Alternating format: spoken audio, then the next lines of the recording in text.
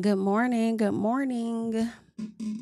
I am here a tad bit early for the people. So make sure you guys come on in. You like up the video if you have yet to like up this video. You feel what I'm saying?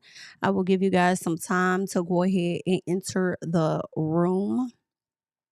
All right. So if you are watching the pre recorded version of this, just try to fast forward. Okay, tap the screen. Try to fast forward. Use the remote child. Try to fast forward to whenever you feel the show has started for you to chat. Probably in the next few minutes for sure. Um, I don't know, maybe fast forward 10 minutes or something like that. 5, 10 minutes. But yeah, I'm getting over my sickness. Y'all already know that. Okay, your girl. I still got a piece of cough. Okay. I still got a piece of cough, so I'll be clearing my throat. Okay. So I ain't in y'all face. You feel what I'm saying? So I'll just be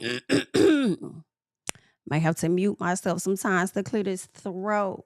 All right. But I hope everybody has been doing well. We are here on a going up on a Tuesday. Do I hear this song is so long, child? While we're here,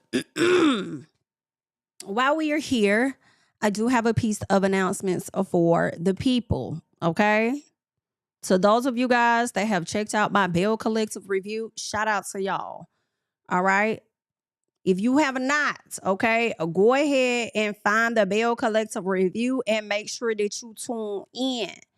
All right. At some point today, go over there and show your girl some love on the Bell Collective. All right. I will work on getting episode 4 up for you guys. I know that episode 4 came up on Saturday. I'm sorry, I think it was Friday. But shout out to the patrons because y'all already got that video, okay, over there on Patreon. All right. If you're looking to be a part of my Patreon, the information is right up there on the screen for you guys. All right. So y'all don't have to wait too long, okay, to get my thoughts on episode 4. All right. So make sure you guys hop over there and check it out. Also, for the people that do not know, all right, the Ooh Ladies First panel, okay? We will be going live a bit early this week, all right? We will be going live on tomorrow on Niecy Dixon's channel. So make sure you guys are subscribed to Niecy's channel and you guys come over there and check us out, okay? Because we'll be getting into all of the things that you guys enjoy to hear about. In addition to that, as I speak on the Ooh Ladies First panel, we will be doing our first live show here in Atlanta, Georgia.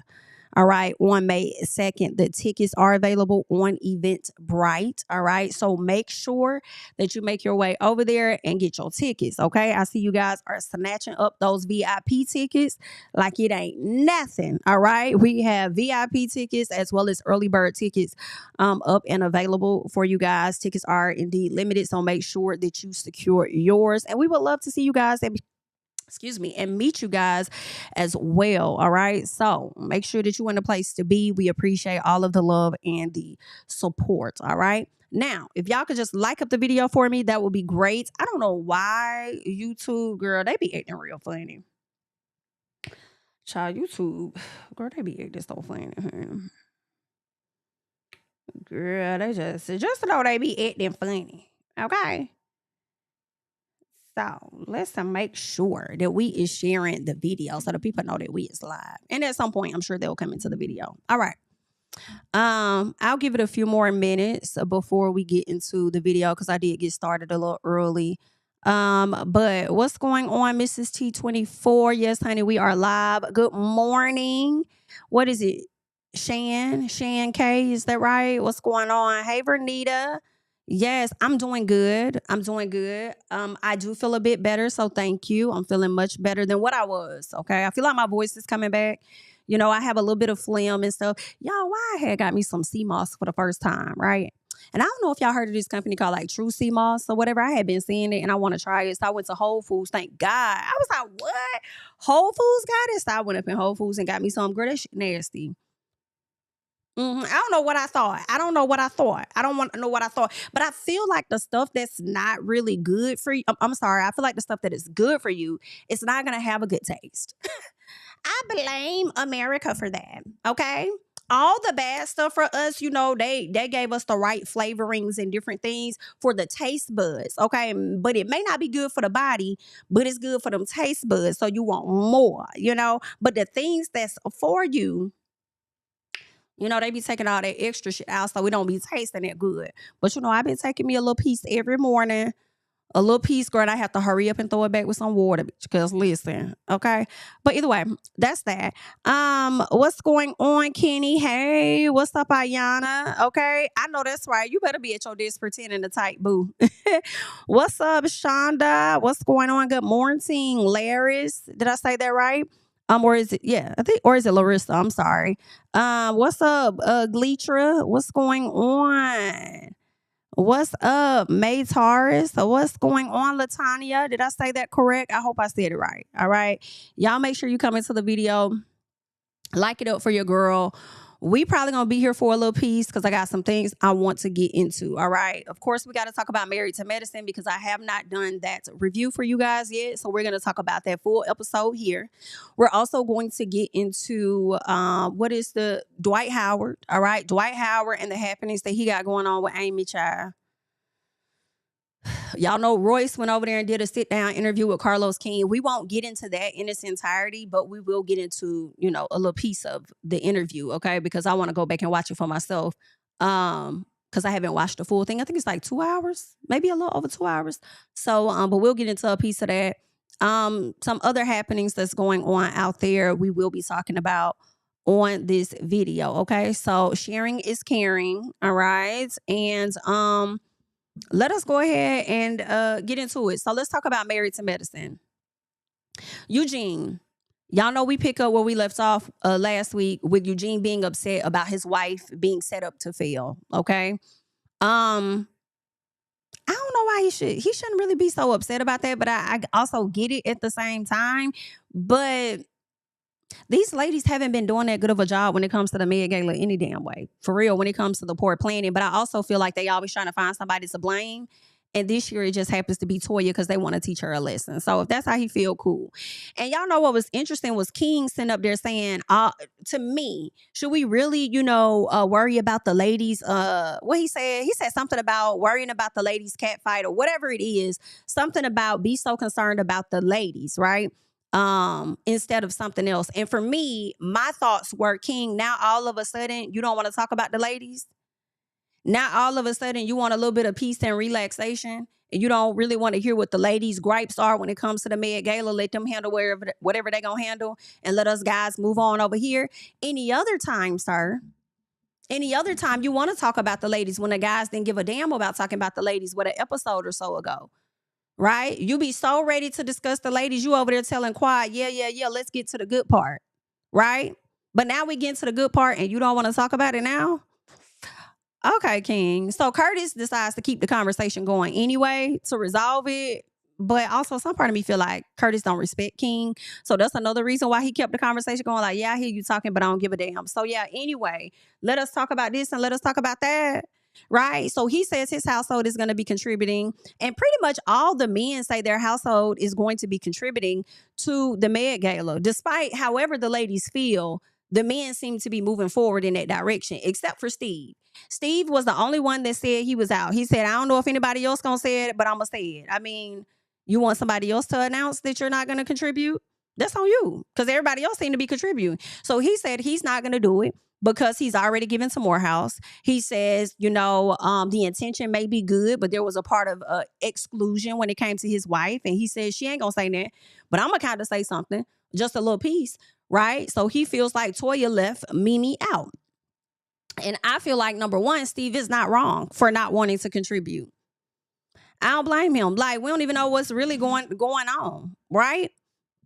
And on top of that, my money going in too many places, okay? I don't have to give to the Med Gala. I'm going to go over here and give to Morehouse. I'm satisfied. I'm cool with that. I'm not giving. I don't fault Steve and them at all. The only part is to blame Toya, as if Toya was the one excluding Mimi when Toya is the main one in charge of the Met Gala. I need y'all to pull Jackie in with that just a bit, because even Jackie had a full photo shoot and she only invited the old heads to talk about the Met Gala. She never even included Mimi. She didn't include Brandy, even though Mimi was there last year and they contributed. She didn't include Mimi. She didn't include Brandy. She didn't include Angel. So I don't feel like all of that falls on Toya. I think it would fall on them as a whole, because y'all should set up the expectations and whatever the standards are when it comes to the new people in this group. All right, y'all need to get that together and properly communicate that with him. So, and then it seemed like it was confusion in the beginning, because remember when they went on the trip and then Toya was telling Quad, well, this was theirs and now this is ours, and Quad said, no, it's always been ours. But who is the ours? Because then y'all also do things separately where you're not including the new people. So again, I don't fault the new people for not really wanting to contribute. At a bare minimum, the expectation would be to at least buy a ticket to show up. Does that make sense? You may not contribute $2,500 and put all in like everybody else is going to do, but at a minimum, if you could at least just purchase a ticket, maybe share it on your page, possibly, but at a minimum, just buy a ticket, okay? And we will appreciate that support as well, right? So, because I don't feel like I think the Met Gala represents everybody in the community, but at the same time, it's not Mimi's event, nor is it the other new ladies. So I feel like the old heads kind of dropped the ball on that, and y'all got to include Jackie on the exclusion of it all. That's my personal, all right? The ladies, they're at couples therapy. And I'm sorry, give me 1 second.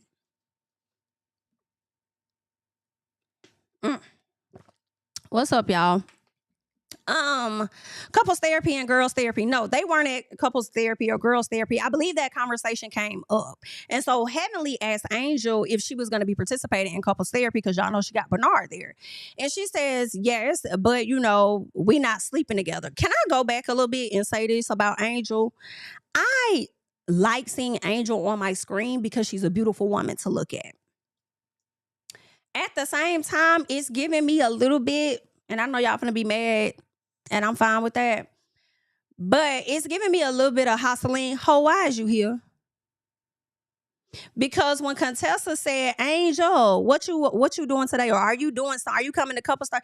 She asked Angel, and Angel was like, oh shit, oh Lord. And it's like, why you always be bothered when somebody about to ask you something, or somebody approach you about something? Like, what's going? You know what? I'm kind of seeing a little bit of why you and Bernard been cool for so long, because you got a similar attitude of Bernard. And I don't know, it's somebody, and it's like, oh, why is you here? Just a little piece. Either way. So she talks about how they're not sleeping in the same room together, and everybody else is confused, okay? Everybody's confused. Like, you done invited this man on this trip, and y'all not sleeping in the same room or whatever. Okay. Now, granted, she don't have to sleep in the same room as him. Some part of me, I understand, because it's like he not being clear about what it is that he wants with you, so why share a room? But then at the same time, I have to go a step further and say, why even invite the nigga on the trip? Why you invite him on a couple's trip if he's been so unsure about you this whole time? And for me, that is why I cannot 100% be like, well, I'll say this. That's why I feel like, Toya, you were wrong in the sense to bring that on some girl code thing and say that in front of that man. But in front of that man, I guess. But at the same time, when Angel brings the conversation and talks about how it could make him feel, I don't care about how he feel. Why should I care about how a man that is unsure about you feel about you wanting to be interested in talking to other people? Because it seemed like that's what he doing anyway. So why should I care? I care if it offended you on a girl code situation. Yeah, I should have said that. But don't come to me talking to me about nothing about how this man feel when this man has been so unsure about you. And you done brought him on a trip, and he the one over there acting ungrateful. He the one over there acting like, like, why am I here? Like, I guess. And then calling you saying he coming like it's supposed to be this huge ass surprise and you supposed to go crazy about him. So, and it's like, it's weird because it's like she was also looking for a reaction too. Because when she told Contessa, oh, he's coming, she was like, oh, he is? She was like, yay, isn't that exciting or something? And it's like, girl, what the fuck? She even said that to him. That when the ladies find out, it was going to be like this big old hurrah. And it's like, you want it to be this big old hurrah. Like, I am confusion. I am confusion when it comes to y'all. But okay, girl. So Quiet asked the ladies who has a perfect relationship. Y'all already know who was going to raise their hand, girl. Y'all already know Heavenly was going to be me. I do. Contessa asked, Quad, what's the biggest challenge in your relationship? And Quad says King wants her to cater to him. Like, that's the biggest issue. He want me to cater to him and I ain't got the time to cater, basically. Right? She said, they was like, well, how so? She said, well, I used to cook a lot, then I got burnt out. You know what I'm saying? And I'm like, damn, he ain't helping you cook or nothing? Are you sure you just burnt out from cooking or are you burnt out from other stuff? Because I do feel like, Quad, you probably feel like you finally found somebody, that may be better than Dr. Greg. And so you probably start, because she does give me this type of vibe that Quad will, the term that's coming to my head for lack of better one is like overachieve, right? Overly set expectations for what the reality of the situation is really going to be. Right? She started doing too damn much in the beginning. So now I guess to appease him and show him how much she likes him. So now he's getting used to that being the standard and you getting tired because you're not getting anything in return for real. That's what it sounds like to me. He's not pitching in. He's not helping out. Is he cooking? If you're getting burnt out from cooking, you don't do it a lot. Is he stepping up and be like, okay, don't worry, I got it. I'm gonna cook. I'm gonna this and that. And these are the signs because you're so busy trying to fit into the mold of what he wants. Because as much as y'all may want to deny your quality is giving pick me, we love to pass that out to other people. But I see y'all not calling y'all girl that, okay? But it's definitely giving pick me to me. All right, you're trying so hard to fit into his mold, and these are the red flags. Why would you even want to have a child with a man like that? I'm so glad that you got to this place where you're realizing this ain't it. Enjoy the SCX when we had it. Enjoy having a great time with you. But ultimately, for my life and what I desire in marriageship and parenthood, all of that, like this ain't it. This is not what I want, and that's okay. All right. It don't mean that you won't get your ultimate goal or dream to be a mom or something. It just won't be with him. Let's move forward so we can hurry up and get to the person that it's supposed to be with. Okay. Now, Heavenly gonna ask a question that a lot of people was asking, like, girl, tell the people. Like, I'm trying to understand, why he gets all these wife benefits and you ain't his wife. And Quad says, well, I'm not even pressed to be your wife. Are you not? Are you not? Some part of me, I believe that, and then I don't believe it. And I feel like that may have been a push and pull with Quad, right? I feel like there has been times where she may have definitely desired to be a wife. And then at the same time, it's like, no, I'm cool. I'm cool if I'm not one, right? So she says, the man asked me before. But I thought it was BS because you knew that he didn't ask you. I don't believe that he asked you, right? I don't think that King asked her at all to marry him. I thought it was BS because it likely was BS because he didn't ask. Either way, she goes on to blame herself. And this is where I was like, Quad, come here, baby. It's kind of giving a little bit of Dr. Gregory. I feel like you felt like you needed to fit into a certain image for Gregory as well. And that's where y'all had that push and pull. And you about to do the same thing with King, but you thought that King was better because he was taller. He got a flatter stomach, okay? He's more around your age group, okay? And may have a few things going for himself. So you thought that he was better and he wasn't. It's given. He may not be physical like how you and Gregory got in y'all relationship. He may not have gone to that place, but it really wasn't no better. And I'm not saying that you have changed. I'm not saying that you haven't changed. I don't know what all you have done, but I do feel like that relationship was sent to you for a reason. And of course, it's going to be for you to learn about yourself. But I feel like sometimes if you find yourself in a similar situation as you were in the past, it is a test. It is the test. Are you going to see the signs ahead of time before you go too far deep into this situation? So I'm glad that she learned whatever she needed to learn when it comes to him. Or at least I would hope, right? So then, like I said, she goes on to blame herself and she says that she was thinking about the superficial things that didn't matter. And I'm like, were you thinking about the superficial things that didn't matter? Or was King telling you those things were superficial? See, because it sounds to me that King was trying to break your mindset from what it is to mold you into to accept his mindset of what things were. That at least that's what I think. All right. Quad says that they were at her house and, he kind of said, we can run up here right now to the courthouse.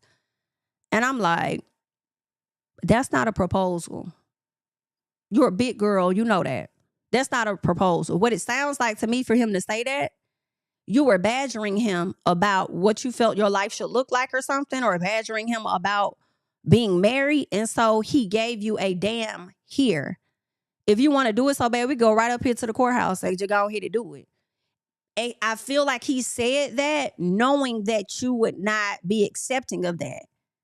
But it was a damn here. But you tried to sock it to Heavenly, and you do this thing in my personal where you say in the confessional, oh, I tell these ladies not to sugarcoat and not do this or that when it comes to me, just be honest. But when they be honest, you got to come at them to me on some matter of fact. And let me tell you something that you didn't know about type of energy, right?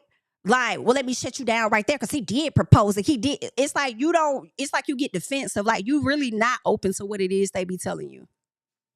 For real, for real. But I do appreciate you getting to this place where you're starting to be more open with the ladies, And when you are open, you are vulnerable. It's not going to always be what you want to hear, And you kind of did the same thing later on in the episode when you're being open and Heavenly's giving you her true thoughts and you kind of got a little snappy at her. It's like you want it or you don't. Okay?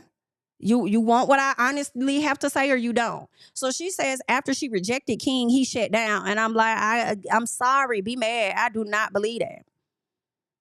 I think it was more than just a quote unquote proposal. And we've kind of seen that break down. I feel like it's more than just IVF as well. I just think it's how they communicate as a whole.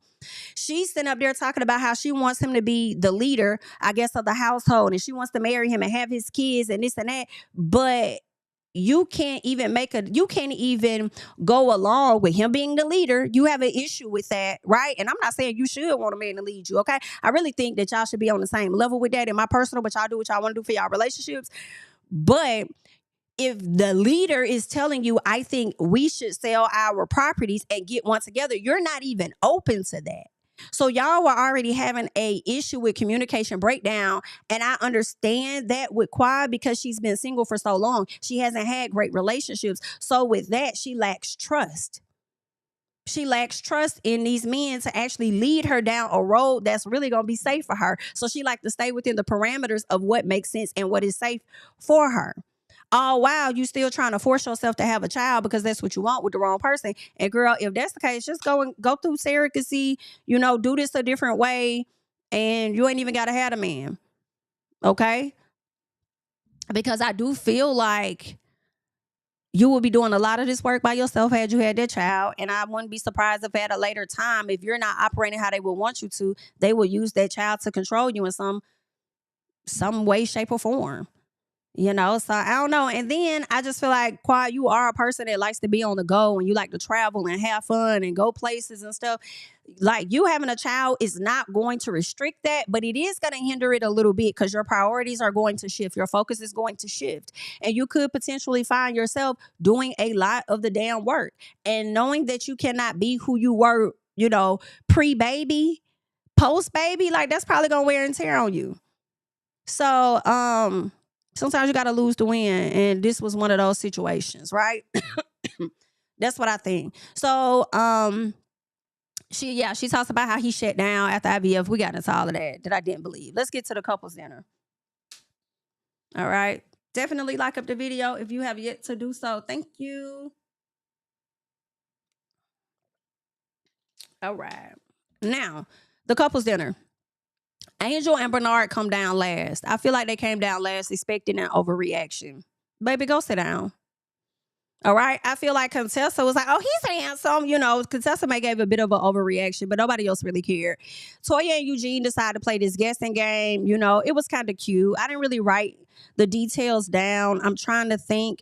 One of the things I think that stood out was when they asked who is the man that likes to go around giving unwanted advice. A lot of the ladies said Eugene. Eugene was like, I don't recall ever giving you advice. I said, I know that's right. Because be very clear, when Mimi held up her husband Steve's name, I said, thank you.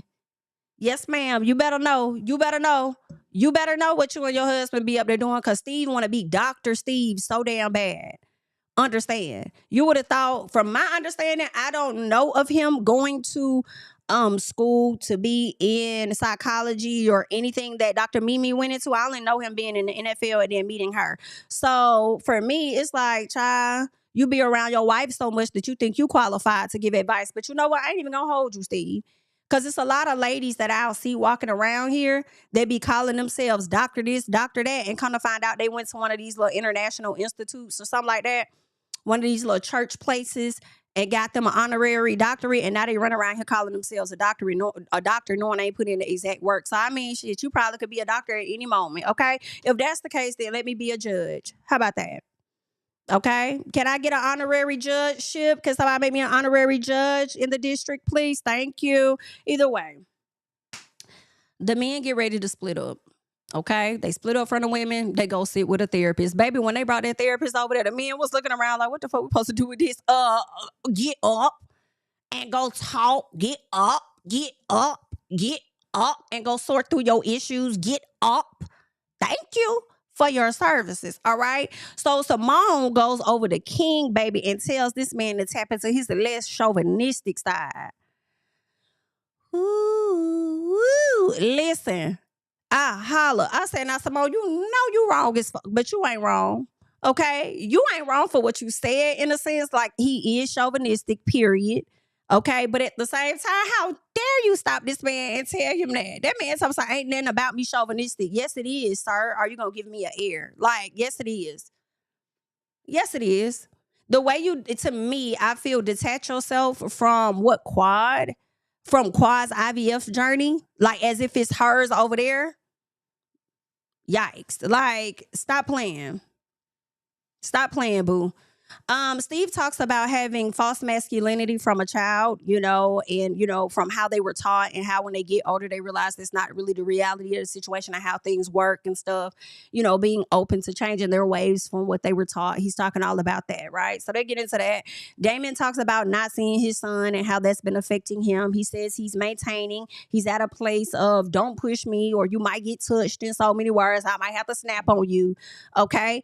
Something is seriously going on with that son, and I don't know what's going on. And it makes me wonder, what is it? Because I feel like it's more than just him not talking to Heavenly, especially when the daddy has had access to him, right? He's like, I know where he at. I've talked to him in a sense, right? But Heavenly is over here crying her eyes out about the son. Meanwhile, you got Damon over here like, I ain't no killer, but don't push me. Okay? That's the type of energy. So it's like, what else is really going on with the son if Damon fixed the situation at the school with I think the boy ended up getting probation, right? So what else is going? I just feel like it's something deeper to me. Something else is going on. Okay.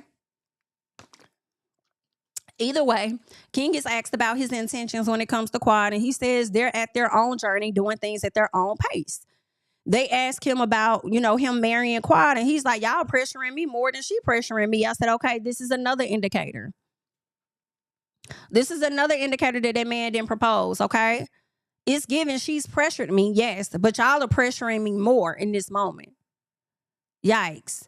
That's not something he's thinking about. So Curtis wants to now start talking about doing things in decent and in order. I said, no, this mother cut his mic, turn the TV off. Cut his mic, turn the TV off, because you are the last person we would like to hear from. And if you got me over here on King's side, I feel away with you. Okay?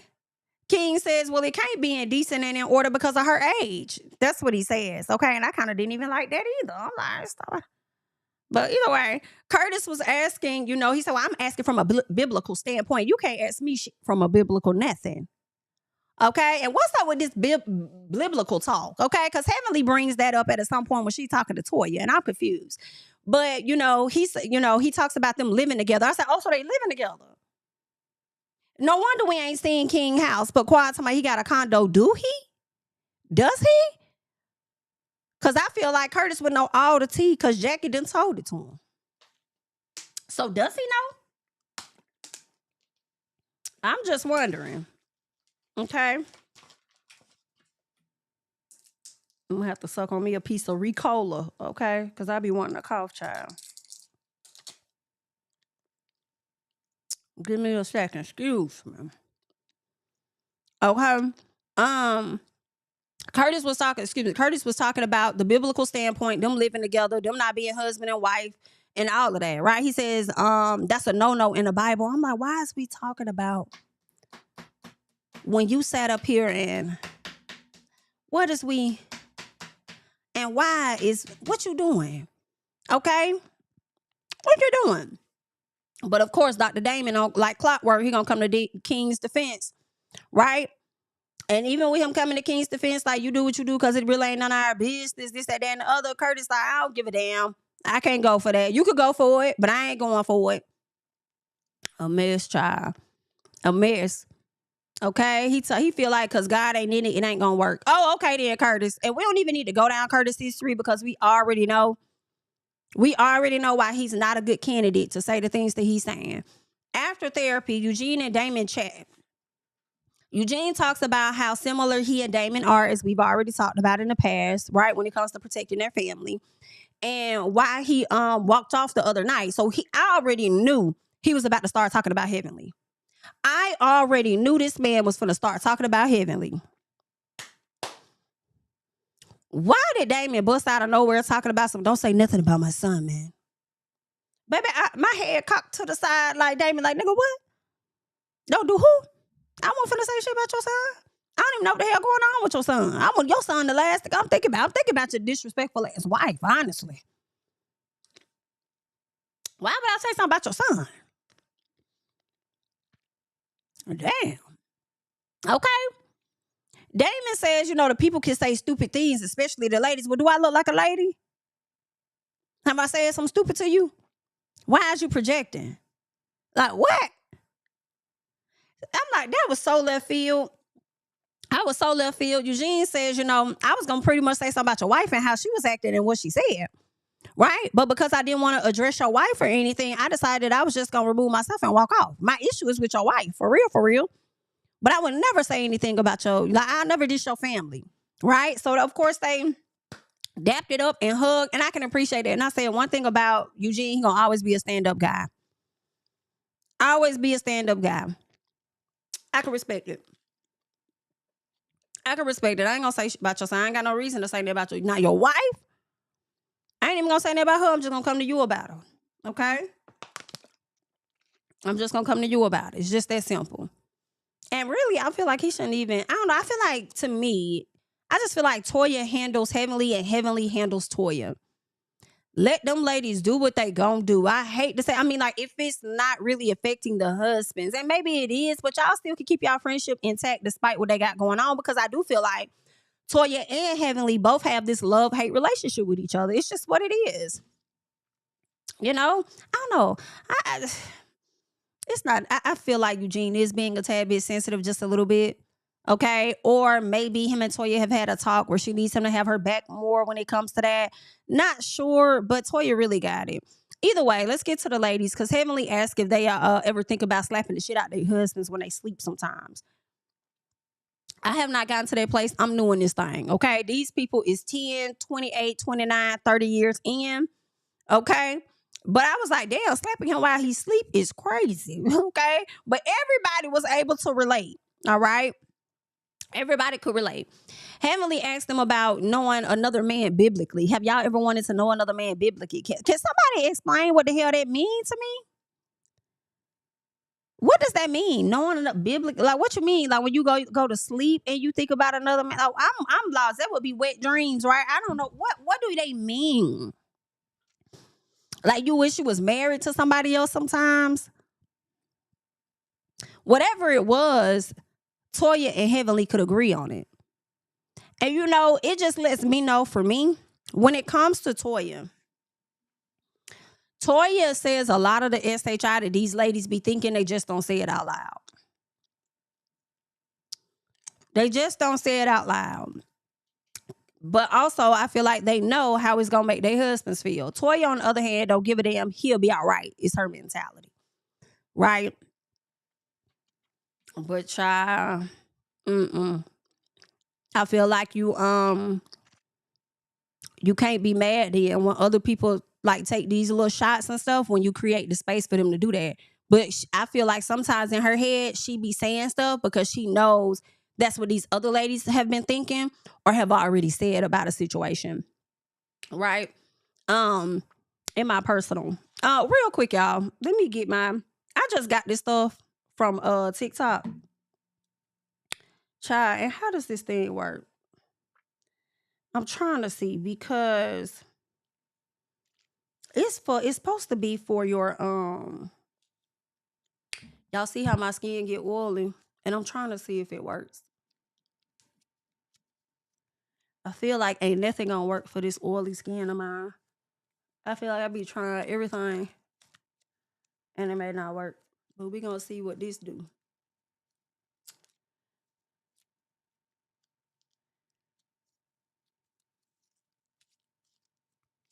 I do like how easy it is to just grab this thing and just put it on your face versus these little strips that I mean it looked like it did a little something. Look like it did these little blotting sheets. They kind of come with like a powder on them. So, and I'm blotting. Try so much oil on this thing. Ain't that crazy? But yeah, I feel like around my eyebrows, it really be like oily. But that's kind of cool. That's neat. So, got this little sticky thing on the back of it. Shout out to them. This little cute little thing. I'm like, okay, well, okay, either way. Let's get into it. Toya.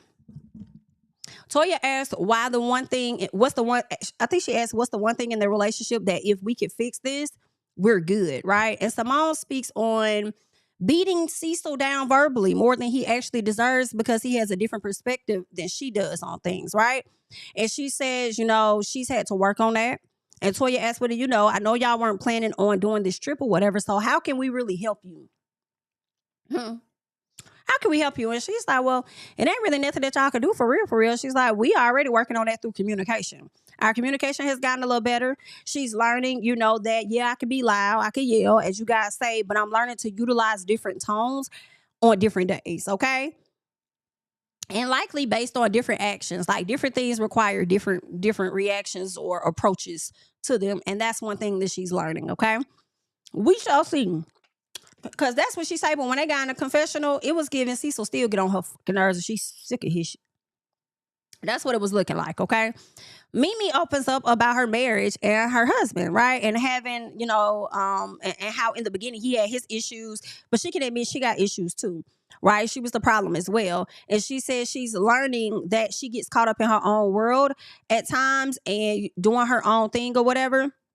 So that was something she had to continue to work on. But the biggest issue within their marriage is managing their child, Stevie, and how tough it is because of, his condition, right? And she struggles to think about his safety, right, in the world. And she says that she needs her husband to check on her. Like she's concerned about how the world is going to handle this little black boy with his condition. Right? Because, it's been plenty of people that may have had mental situations. And when the police got there, they escalated it and we got the worst outcome at the end of the day. So, yeah. Okay. So she says that that's something that they're dealing with. So she needs her husband to check on her and tell her that she's doing a good job. She needs certain affirmations and things from her husband at times. Because I guess having her son makes her feel like she's failing at something and you're not. You're not. But having one child is already a lot, right? But then to have a child that needs special attention and care can be even more so. Like I feel for Dr. Mimi in that department for sure. I'm glad that she's not doing this by herself and that she does have her husband 1000%, because I do like how when they were at the house and she was overwhelmed, how her husband showed up, regardless of how overwhelmed he may have been himself from the day, how he showed up and was ready to relieve her and ready to take on his son and be there and support his son and all of that. And I love that she has who she has as a husband and was able to, let her know this is a partnership. You're not in this by yourself. This is our child and I got you, so that was good. I'm glad that she opened up for that. All right. Heavenly and Simone talk about worrying about their children and how they love to, how they have to free themselves of the thoughts sometimes because they'll run themselves into the ground worrying about their kids, right? And I'm with you, girl. I'm with you. Angel decides to chime in and say something about, we got to trust that once we get older, the teachings that we giving them, they're able to go out and not Contessa. Heavenly was like, girl, I hear you. That's cute, but you ain't even there yet. I said, I know, girl, you ain't even there yet. You say that now until it's time to release your kids. And yeah, we do trust what it is that we teach them and stuff, and trust our kids for the most part. It's the world that we do not trust, girl. Shut up. Shut up. I like you, Angel, but you get on, girl, shut up. So Contessa asked about Bernard because she got to keep Bernard's name in her mouth, child. Okay. And whether he was having a good time. Angel said, bitch, I don't know. I asked that nigga shit. I was like, ooh. It's giving, why are you here? Like, what? Why did you invite this man? Angel said she not open to anything with Bernard. I will hope that you open to something if you sat up here and made it a huge ass issue with Toya. I will hope that you open to something then. Damn. Okay? She says it's best if they just remain friends. Okay. I agree, though. I agree, girl. That nigga don't need to be your man. I don't like his attitude. Okay? I feel like men, to me, in my personal, can be a prize if they bring you ease, peace. They're coming in to help with your situation and what you got going on, supporting you in all ways. Girl, no. He literally walks around like he the prize in all the worst fucking ways. Okay? Like, it gives a little bit of king energy where I feel like he may be worse than king. Like, I'm who I am, cater to me. Okay? I am your gift. Understand? Take care of me well. Talk to me nice. Like, it's just something about his vibe. I do not like this shit. I do not like it. I can't stand it, girl. Get him off. Hurry up. One and done. He gotta go. And shame on you for wasting America's time. You've been letting this man waste your time for 10 years. Do not let him waste any more, not even 10 more seconds on our damn screen, okay? We knew what it was when he came to the first event. Because you be trying to force him on us like you trying to force him in your life a little bit. And this a nigga that you ain't even sure about, but you will get him camera time on the show. Just to add to your storyline, and you ain't even got to do that. In my personal, you brought him in on what you got going on. You ain't have to do that. But then want to be mad that somebody mentioned that you interested in getting to know somebody else. I would have much rather have seen you go on a date with Toya's person, go on a date with somebody else, than you sitting up here trying to force something with a damn doctor that don't want nothing to do with you. Like, I can't, like, I feel like their sex may be amazing. But they be getting it. Yeah, I know it be not. But at the same time, hell no. Girl, you look too good. You too damn intelligent and too smart. I don't give a fuck what initials he got in front of his name. Okay. So you a big girl. You smart enough to know what it is and what it ain't. Let that man go on about his business. The audacity, girl. The way he would have been packing his shit up and going back to America, he should have been on that same flight with Brandy and her husband. Turn around. Since you gonna act like that, turn around. And then I feel like production made it an issue, or not an issue. I feel like they tried to make it a deal with him coming to the van in the previews. Yeah, hey, y'all got room for one more? And we ain't even really see nothing of them for real. This was the weirdest season of Married to Medicine that I have ever seen. It was something that was off about this season. And no, it wasn't because Heavenly came down to the social media cackling in previous years, okay? At least I don't think so. Because maybe, you know, Heavenly would come down, and when she would talk about it on social media, it would probably hype the season up maybe a little bit more. But I feel like those seasons were good even without her hyping it. This season, something was off. And I don't know what the hell it was. I don't know. But all in all, that's what the ladies got going on, okay? Let's get to Quad and King, because I think that no. Before we get to Quad and King, Quad is sitting down with the ladies, and she decided to open up about being able to give someone that you love what they need and what they want. This is what Quad is saying. So she says that she's breaking herself down. When I heard her say she breaking herself down, it's given to me you breaking yourself down to fit into what King wants you to be. Okay, all to say that you got you somebody.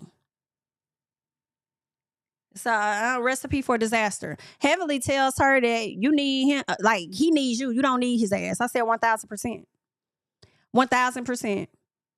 You trying to fit in what? Why? What does he really got? Like, why? I don't know. It just makes me feel, I don't know. Anyway, Heavenly tells her that her partner will always disappoint her. So is the love enough? And this is where Quiet gets snappy. He has disappointed me. Okay? He has disappointed me, and the love is still there, and I stand on that.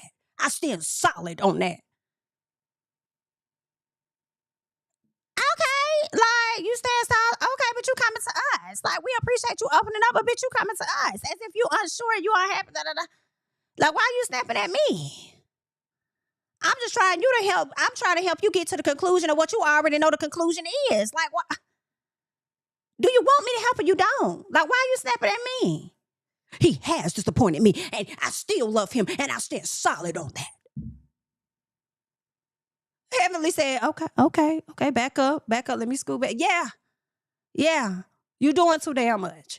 Okay, it's giving a similar energy that you had earlier that day when a man did ask me to marry him, but I didn't take him serious because I thought he was joking. I thought it was BS. You ain't trying to hear the facts. You ain't trying to hear the realness, the reality, because you sat up here and brought this man on this show and tried to parade his ass around like he really was a prize or whatever he was at the time, knowing that he was just merely a slight bit better and taller than Gregory's ass. And the facade that was trying to be portrayed did not work out any longer. Like, what? I ain't like the reaction. I was like, girl, what the fuck? Either way, the couples come back together and they close out the trip. Minor hiccups were on the trip, but overall it ended up being good. So good that even Mimi said it was far better than what she expected. All right, she said it was way better than last year. I said, okay, so I guess she's going to start giving Toya a chance, but let it be after Toya getting your ass at this reunion, okay? Now, Toya, over there giving her sons big money for them grades. I said, come on, 3.5, 4.0. Y'all deserve that $1,500 that went out to y'all, or however much it was. Y'all deserve that. Okay, love to see it. Quiet and King, this is the part we get to. Quiet says Jackie has been texting her down because of what Curtis said in Jamaica. And Quiet didn't like that Curtis says that the IVF didn't take because they weren't married. I feel like that was messed up. Like, nigga, who you talking? Like, what? He was so wrong for that. Now, and King said, him talking down on us and Jackie was your doctor, he kind of talking down on his wife too. I'm like, yeah, I have to agree. Didn't nobody need that wisdom, baby? That was not wisdom at all. So King says everyone is asking about marriage, but is it really necessary? Another indicator. Girl, this man did not ask you to marry him. Another indicator. This man did not propose to you, girl. King says he thought about it. I thought about it a lot, and I just feel like, what I need is like appreciation and some consideration. And Quan said, oh my God, baby, do you need a hearing aid? Because I always give you praises. Whenever you do something for me, I'll be ready to scream it to the mountaintops and yell and tell everybody. This man gonna tell her screaming it versus showing are two different things. Baby, the way I would have sat back too and said, well, how would you like for it to look? Because what the fuck is you talking? Like, huh? Do explain. So he decides to bring up Ghana and how he showed up and supported her, but she made him the problem for everything because of what she was going through. And that's a problem for me. Because if you understand the IVF process and you know the mood swings and the different things it sends her through, then why would you then turn around and weaponize that against her and say, once again, I'm doing you a favor. I'm trying to help you out. Like, I don't like that. I'm doing you a favor. And then you just treated me like I was the problem the whole damn time. Like, what the hell? Like, nah. I felt like, damn, she ungrateful for me to show up and be here with her because I ain't got to be here with her. Girl, he would have had to pack that day. As these cameras pack up and get the hell out of my house, I need you to be right behind them, okay? Go ahead. All right. He in the confessional, these two were talking about, I guess, like what they learned on the trip and what they didn't learn. And Quiet was saying she tried her best, and King was like, nah, you really didn't, or whatever. I said, they was already broke up. When they was filming some of this stuff, they ass weren't even together. Okay, Quiet tells King that men are sassy and all of that, and ask if he's trying to be difficult or whatever. And I can't remember what he said to her, but she was like, pretty much, don't ever count me out. I'm a very tough woman. I know how to handle my own and bounce back. In so many words, all I heard Quiet saying was, I'm like, this it for us. That's all I heard her saying. Like, I'm good. You could go ahead. I'm going to bounce back. I'm going to always be good. With or without your ass. And at this point, it's looking like without you.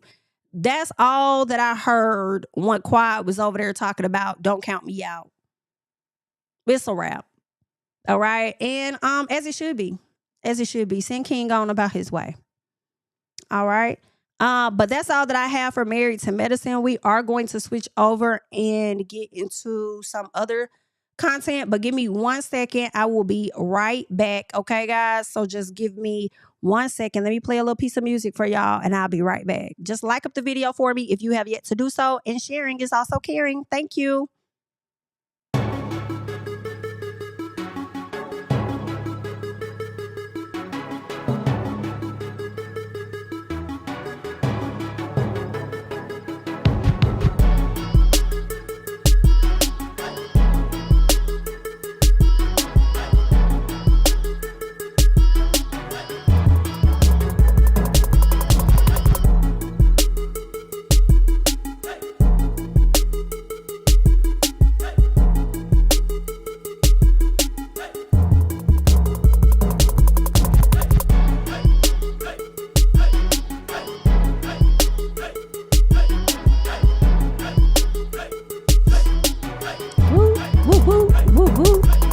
All right.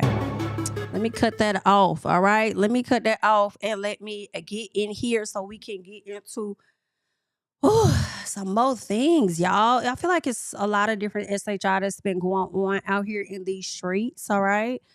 I feel like the first thing, child. Let me see what. Let me pause that. Let me see what all I got on my list, honey.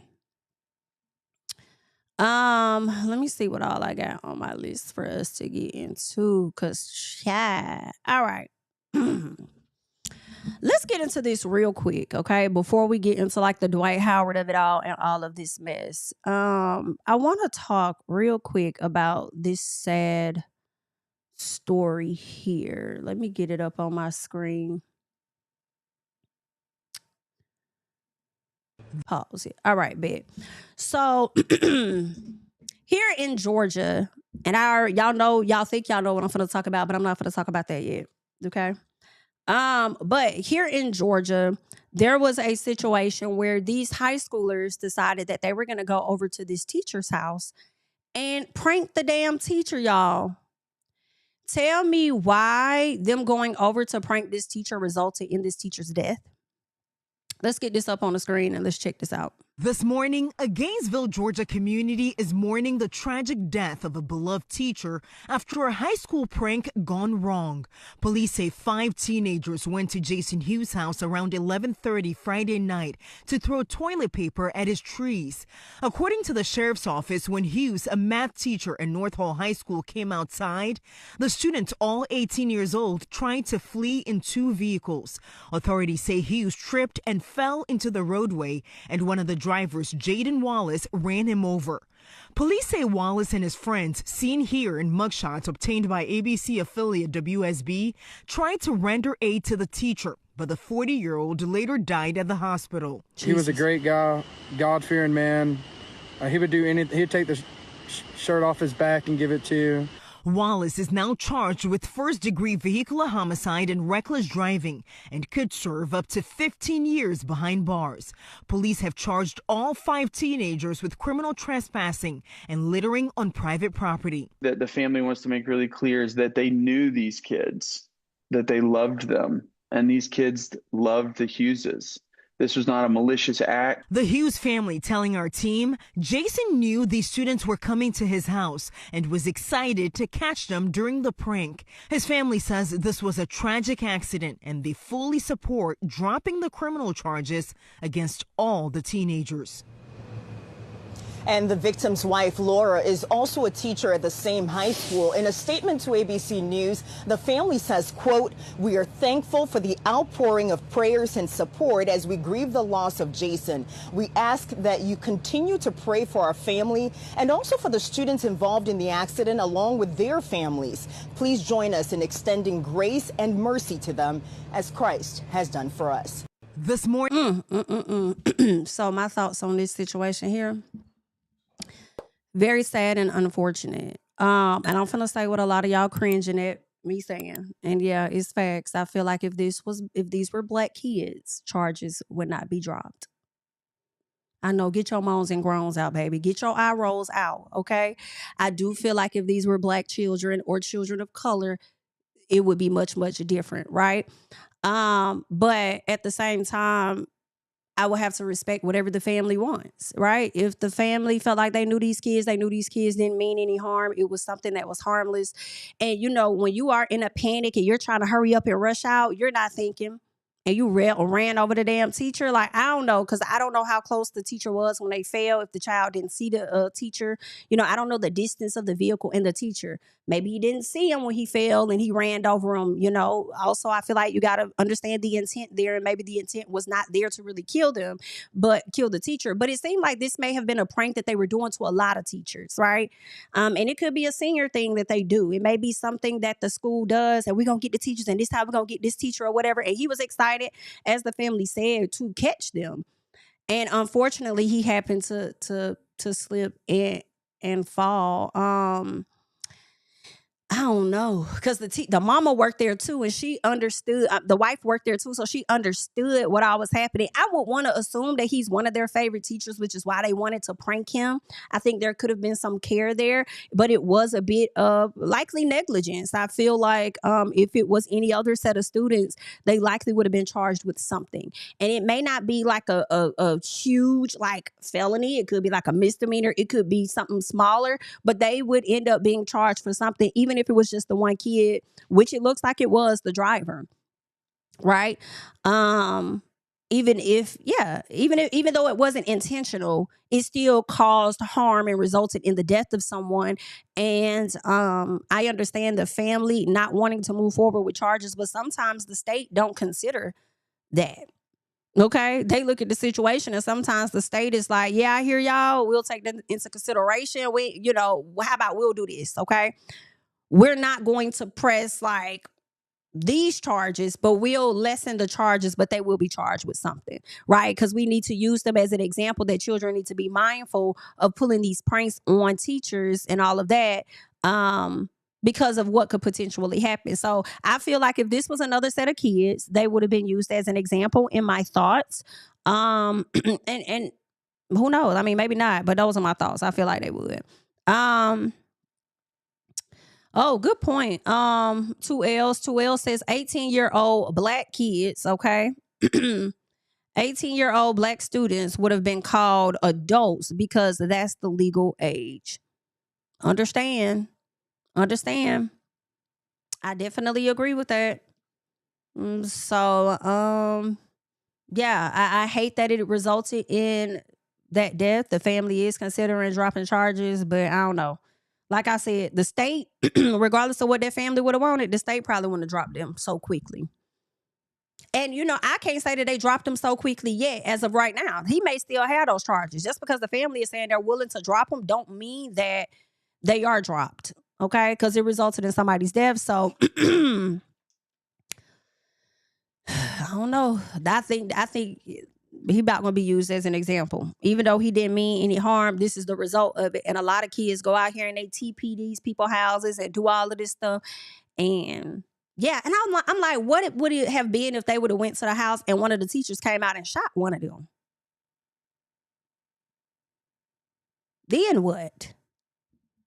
You know, even though that teacher was aware that they were coming and was excited, what if it was somebody else and they would have unallowed one of them kids? So I don't know. They might use them as an example. But y'all leave y'all thoughts and comments down below on that matter at hand. Another thing I want to get into real quick is Rihanna,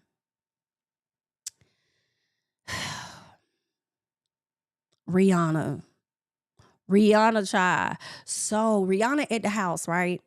Rihanna is minding her business. She's in the house with her children, having a wonderful day. At least that's what I want to believe. And some young lady decides that she just gonna pull up to Rihanna's house and start blasting an AR-15. Like, girl, what you got going on at this lady house?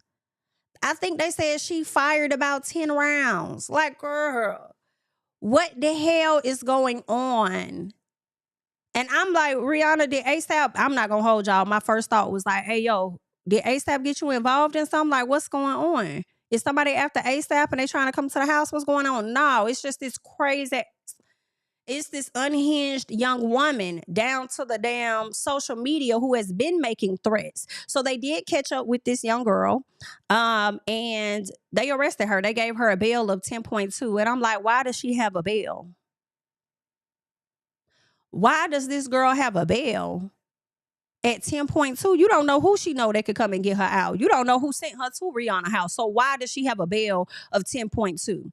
Right? The girl is 35 years old. Her name is Ivana Lizette Ortiz. And from what I'm hearing, the young lady had a 10-year-old child that ended up being taken away from her for some other reckless behavior that she has. Let me see. I had to do a little search on her because she said something. I think it was this video. You want to kill me. Shut the fuck up. Listen, Rihanna, when you die, God is taking me to my future. You want to kill me. Shut the fuck up. Okay? Shut the fuck up. Yeah, she's a witch. She's a witch. I'm a watchman. She's a witch. Get that stupid girl out of here. Okay? Well, they got her out of here, and you was the stupid one. Okay? Is that your child on the photo in the back? They can't do this. They can't do this. That's why you got Rihanna over there all jealous. Because how am I, because her faith is the devil. Rihanna's faith is the devil, okay? I don't like her, and she's always trying to steal from me. And she has not ever put out any music to reach people. She only did her little music thing so that she can do witchcraft. And so that she can steal from people. So everybody, please, don't listen to her. Don't follow her. Don't give that girl any air, space, or time. Because she's stealing from you. Okay? She's stealing from you. So you guys need to wake up and don't give that girl any attention. They want to come over here and steal my thoughts. That's Satan. He just wants to kill something beautiful. Just like his Rihanna. They just want to kill something beautiful. So even though the devil and Rihanna are very loud, God and Jesus Christ are doing something, and myself. Look at the devil. He doesn't want it to be me. He doesn't want me to be a Christian woman of God. Because that's what it is. That's why I'm indifferent to Rihanna. I'm indifferent to a lot of your girls, devil. They may be loud. Rihanna and the devil may be very loud. But that's not power. That's not power. Me and Jesus Christ are good. Rihanna even said, I oink, about herself. She's so stupid. She's like, I oink like you. And no, that was on a day when I was doing day trades and I was trading ION. Look up the tracker. And then Rihanna's over there and she's there with the devil. They don't want me to get money. They don't want me to be successful. I made $3,000 one day on a day trade trading NVDA. I'm trying to figure out, who had been listening to her as she's been on these rants for many a days, it appears. Who is her audience? Who has been engaging with this type of mess? And because you're over there investing in what she said, OIN trading, because Rihanna said she oinks, you think it got something to do with you? Like, that is like psychotic. That is scary as hell. That's scary as hell. Yeah. Yeah. I'm glad. Hey, keep her.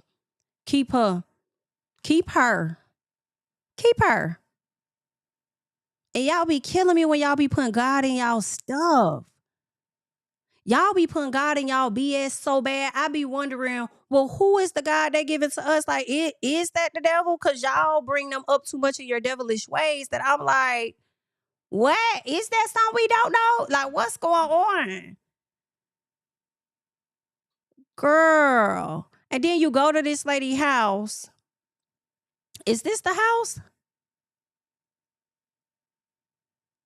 Could very well be, but I believe the house definitely has like this is what it looks like. I love you from Australia. Love We you. love Fenty Beauty. We love you. I love you from Australia. I know that's damn right. You better have some borders up around your damn house. So when I first heard this story, I didn't think she had borders around her house at all. And I was like, oh my God, like that's so frightening. But at the same time, Rihanna will leave her house and go for a walk. You know what I'm saying? So I'm so glad she wasn't even outside when some like this popped off. So they're saying the girl was shooting at the wall. And I think one of the bullets could have penetrated, like actually went through or something like that. Girl, that is scary as hell. Then they posted another video where they were saying that she was mentioning some other celebrities that I guess she was going to go after. Like, that's crazy. Let me listen to this dispatch call. Incident 1921, all units 8820 responding closely from Santa Monica and Sonar to... Talk to you. You should show us back in. 88 to Roger. Other unit with the message repeat. 81 shows back in from the station. I wonder All what... units 81 backing from the station to... So this is just, I guess, them communicating on getting somebody out there to Rihanna's house. I wonder what her charges are going to be. Because Rihanna also had her kids at the house, too. So I feel like it should be like attempted unalivings on everybody that was on their property. Because are you okay? She's not okay. She's clearly not okay. But this is insane. And you know, I'm a little concerned because I'm like, is this going to like spark other people? Is this going like, that's why I'm like, who was her audience? Who was she talking to? Because is this going to encourage other people to start taking action? Because this girl came from Florida all the way to Cali to do this.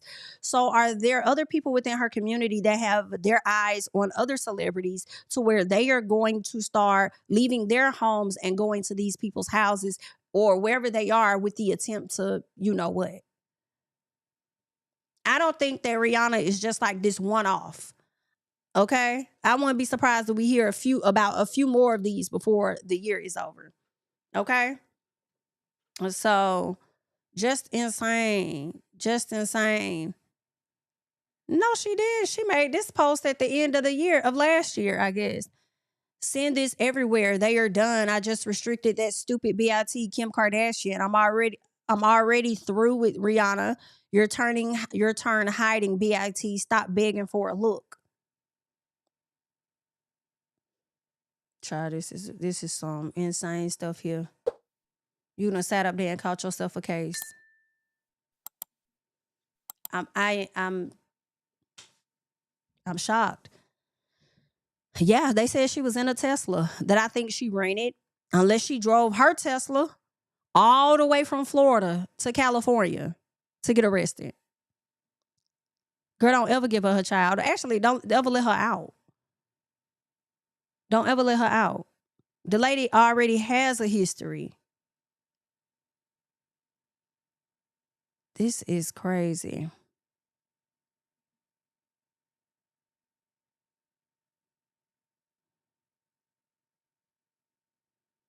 Well, I'm glad that Rihanna and her family are A-okay. I'm glad that they are A-okay, and they spent all that money for those borders around that house, and thank God it was worth it. It wasn't the one investment they got that was definitely worth it, because it sure protected them on that day. Because, child, this girl's so damn crazy. I ain't gonna lie, I wouldn't be surprised if she would have jumped over the damn fence. Not jumped over it, but figured out a way to climb that bitch. Do you hear me? Do you hear me? That's a woo. Y'all don't get this girl.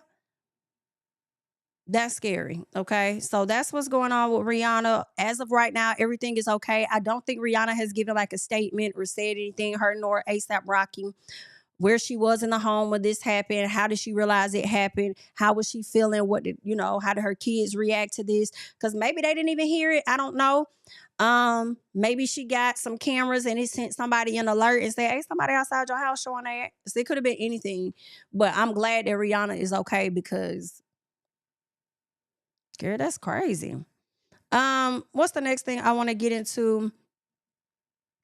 I think I want to go ahead and talk about this Dwight Howard situation. So y'all go ahead and like up the video at this time and let me get my stuff together over here so that we could talk about it. Because I feel like it's so much going on, girl. It's so much going on. Woo. All right. So listen, y'all know Dwight Howard came down to the, first of all, before we get into Dwight, Amy, girl, you looking crazy. You are looking crazy. And if you give him enough time, I think he finna flip this and make you the crazy one. Give him enough time. I think he finna flip it and make you seem like you was the one that was the most problematic and you was the crazy one. You're the delusional one. You are the irate individual. Like, it's finna be flipped on his head about you. But let me tell you who your saving grace is. Royce Reed. Royce Reed. If you did not have Royce Reed out here advocating and speaking out about her own experience with this man, everybody else, in my opinion, would think that you are completely fucking delulu. They would say that what you came on social media and displayed to the people, okay, the rock of it all, they would have said, that was hers. She's falsely blaming it on him. Those were her items. She's the one that's abusing. And when you got other people in the comments saying, we caught you, we see what you're doing when you put that in your hand, and you turned around and wiped your nose and did all this and that, it's going to be easy for them to continue to push that narrative because you came and brought yourself online looking crazy. You know? So I feel like, yeah, he did. The way that man stood up at that basketball game and waved at everybody like, oh, you guys are too kind. Oh my God. Wow. The love. Oh God, you don't have to. Wow. I appreciate the way this man played in America's face and got a round of applause in the stadium. You better know he was finna come play on your top on Monday morning. Monday morning, Dwight Howard decided to come down to the social media to let people know that he has filed for a divorce. Actually, he really didn't let people know. Everyone else, I guess, dug into the archives and learned that Dwight was the one to file for a divorce from Amy this time. Isn't that something? Girl, and this is what you get for listening to the bimbos that told your ass you should have stayed in it because that's your husband. That's crazy. That's crazy. That's insane. Y'all be killing me when y'all see it happen to other folks and think that it's not going to happen to you. I don't know what you be thinking. Royce came to us many years ago and told us what was happening with her son as he's been in the custody of this man, but you still wanted to move forward. That's crazy. But I guess since he has custody of the other child whose mother passed away, you thought, oh, can't be that bad. Can't be that bad. Must be great. I guess that's the best love you ever had. I don't know, girl, but it looks real crazy on your ass. But that man filed for a divorce. When I first saw it, I was happy. I was like, good, because I had said this in my video yesterday. I was like, don't come down here crying, hooping, hollering, giving us long passages and all this and that if you're not going to turn around and divorce this man soon. So when I saw it, I said, oh, awesome. Like she is getting the divorce. Then I had to reread it, baby, and it said Dwight filed.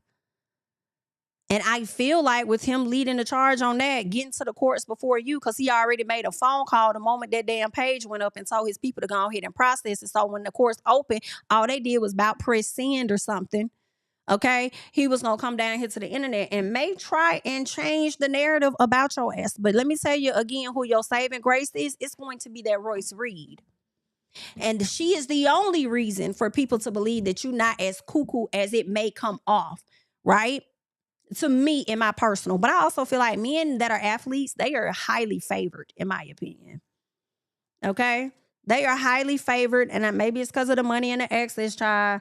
So I feel like their sides will be taken more than anything. But Royce is your saving grace. It was something I'm trying to see which one I want to go to first, right? So I think I'm going to go to this first. Let me say this before I know what I do want to go to first. So when this announcement came out that he was divorcing her, right? Amy came and she put a comment in the Shade Room's comment section, and this is what she said. She says, racing me to file first this time is small news when I filed first last year. all good, but still not going to visit my stepdaughter one single time, who was taken and has been with the state since Thursday, is more hurtful to me. Us adults will be okay, but the kids need better. This too shall pass. But Amy, I feel like, baby, you are also a part of the problem, my love. And the reason why I say that is because you saw what it was, the second or third time? Because you said CPS been out there enough times, right? More than once. So you saw enough to think more about those kids than think about his ass. You know, have you been down there to visit her? Are you able to go down there and visit her as well? I'm here for calling him out, but then I also feel like, look at you, look at yourself as well. Talking about the kids need better. They needed better a long time ago, but you weren't focused on that, huh?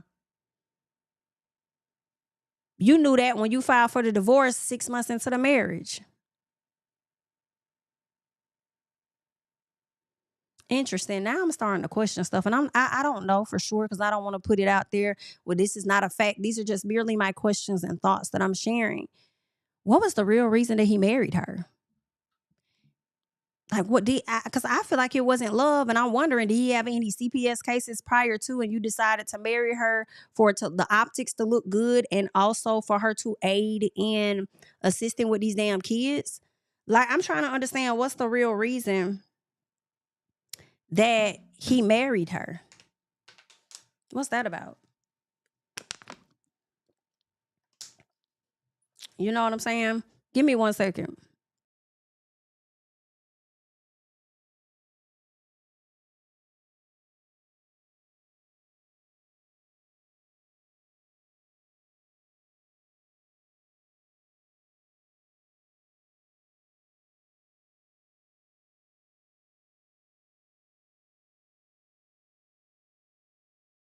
All right, y'all, my bad. I'm bad. Appreciate it.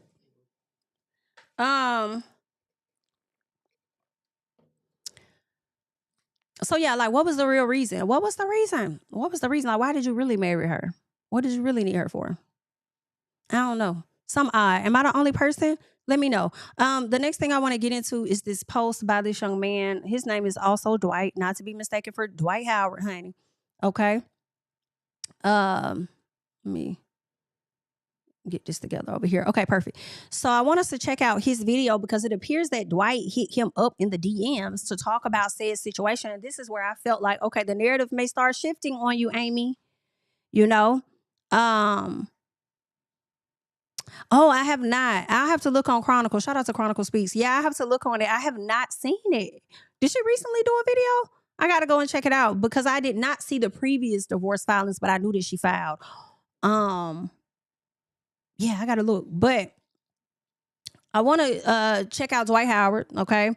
Listen to this young man, because he's hopped in the DMs, and this is what made me think the narrative about her maybe is, people going to start trying to blame you. Remember how they didn't listen and believe Royce? Okay. We're back with an exclusive directly from Dwight Howard. He reached out to me to let me know that none of his kids were actually taken or are in the care of CPS. So the plot thickens. Now, I told him I would share this exclusive with y'all, and I'm waiting to see if there's any additional details that he would like for me to share with you all publicly. But make sure y'all go lock into the Group Chat is Live podcast, because we're going to be talking about all of this on the next episode. But now we all need to know what's actually going on with the wife. Why did she come to the internet and publicly declare that the children were taken from them or removed from their care? Something is not making sense here, and it's looking like she might be the something that's not making sense. Now, I saw a lot of people saying and speculating that she's just the stepmother to many of the kids, though I believe they have a daughter together, but they do not have any children together. And this is the reason why I said, girl, get out while you can. Because although you may look crazy, one thing you didn't do was get pregnant by him. So from my understanding, they have no children. All of these kids in this house were kids by Dwight. The son, from my understanding, that you saw, the mixed young man, the young boy that was sitting next to him at the game, his mother passed away, I think, in like, I don't know if it was, I'm going to say somewhere between 2016, 2019. I think somewhere up in that arena or that time frame, due to, like, I think it was an epilepsy episode or something she was having. So yeah, his mom passed away. So now he's with his dad. I believe at one point he was with his grandmother. I think the grandmother tried to fight Dwight for custody or child support or something. And now Dwight has full custody, from my understanding, of his son. So that young boy's mother has passed away. Now, where that young girl's mother is, I am not sure. I'm not sure. Okay. But yeah. That makes things even more interesting, because if she is just the stepmother, not to say that stepmothers are not important, then why wouldn't they be returned back to their mothers instead of being placed in care? And so now everything that she said and done is looking questionable. What y'all think? So we're back with I don't know who the hell to trust, unless your name Royce Reed, because I feel like Royce is saying that this information is old. Like, basically, it sounds like, from a glimpse of what I heard with Royce sitting with Carlos, is that the situation had already happened. We're just now finding out about it. So it sounds like to me she's confirming some of this young lady's story, and kind of has been before Amy came out with her piece. But I don't know. All right, because Dwight is saying something different. Let me see, because there was another post. Okay, so let's clarify a few things, because y'all just start making stuff up. Number one is that he didn't reach out to me because of any hidden agenda. There are celebrities that reach out to me all the time or in my comment section clarifying things, and I just make sure that I share all sides of the story. Now, the reason that he probably reached out to me is because Royce Reed posted 2 of my videos on her story, and one of those videos made it to Hollywood Unlocked, and I'm sure that he saw it from there and came directly to the source to clarify what was actually happening based on his opinion. Number 2 is that I never said I believed anyone or him. Don't they be just hearing what the hell they want to hear? Child, if you do not speak exactly how a person wants you to speak, or drag a person how they want you to drag them, child, they'll swear that you on this side, that side, and ain't even much had said that. And sometimes be bothered that you didn't pick a side. So you ain't gonna please them, so let them do what the hell they gonna do. Let's keep going. At all. I'm just sharing all parts of the story because it's the right thing to do, and he shared that information with me, which leads me to my next point. I'm not sure why y'all are spamming telling me that y'all believe Royce, because I never said Royce was not telling the truth. Right. In fact, she probably reposted both of my videos because I said that she's been saying that this was true for years. So now y'all can stop making assumptions that there's a hidden agenda about why he reached out to me or whatever it is. I'm sure it's because it made it to the blogs and he wanted to come directly to the source. Now watch out. Now, when it comes to hidden agenda, he could have one, but it doesn't mean this young man knows anything about it. You know what I'm saying? It's not like he like, hey, I want to talk to you, hidden agenda, da, da, da, da. And then also, I think he's just making sure he protects himself as a content creator, okay? He ain't trying to get sued or nothing like that. So, you know, I don't think he's doing anything wrong, but I would like to get into this post. I think it was on, let me go back, because I think it was on No Chaser TV. So shout out to them. I want to get this clip first and then we'll get into more. But let's check this out real quick. We still dealing with this stuff. I'm in court now. We got court at the end of the month. Because I did my story time in the interview with you and the interview with Cam. Because I'm out here speaking my truth, because he never wants anyone to do that. Amy thinks like, oh, okay, he's filing for divorce. I'm sure she's like, because she didn't plan on leaving. Let's just put that out there. This happened early last week. Y'all just hearing about it.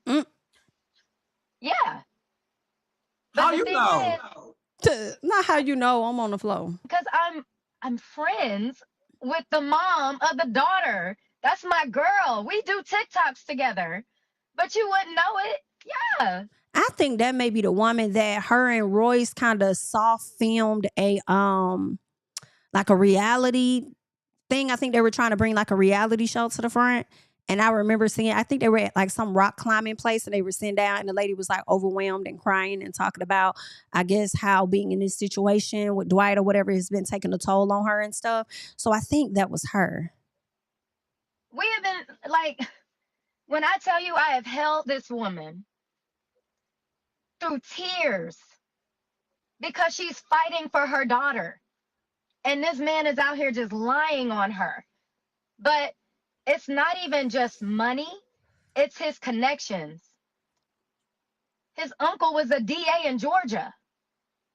There's police body cam footage that you'll never see because they pay people off.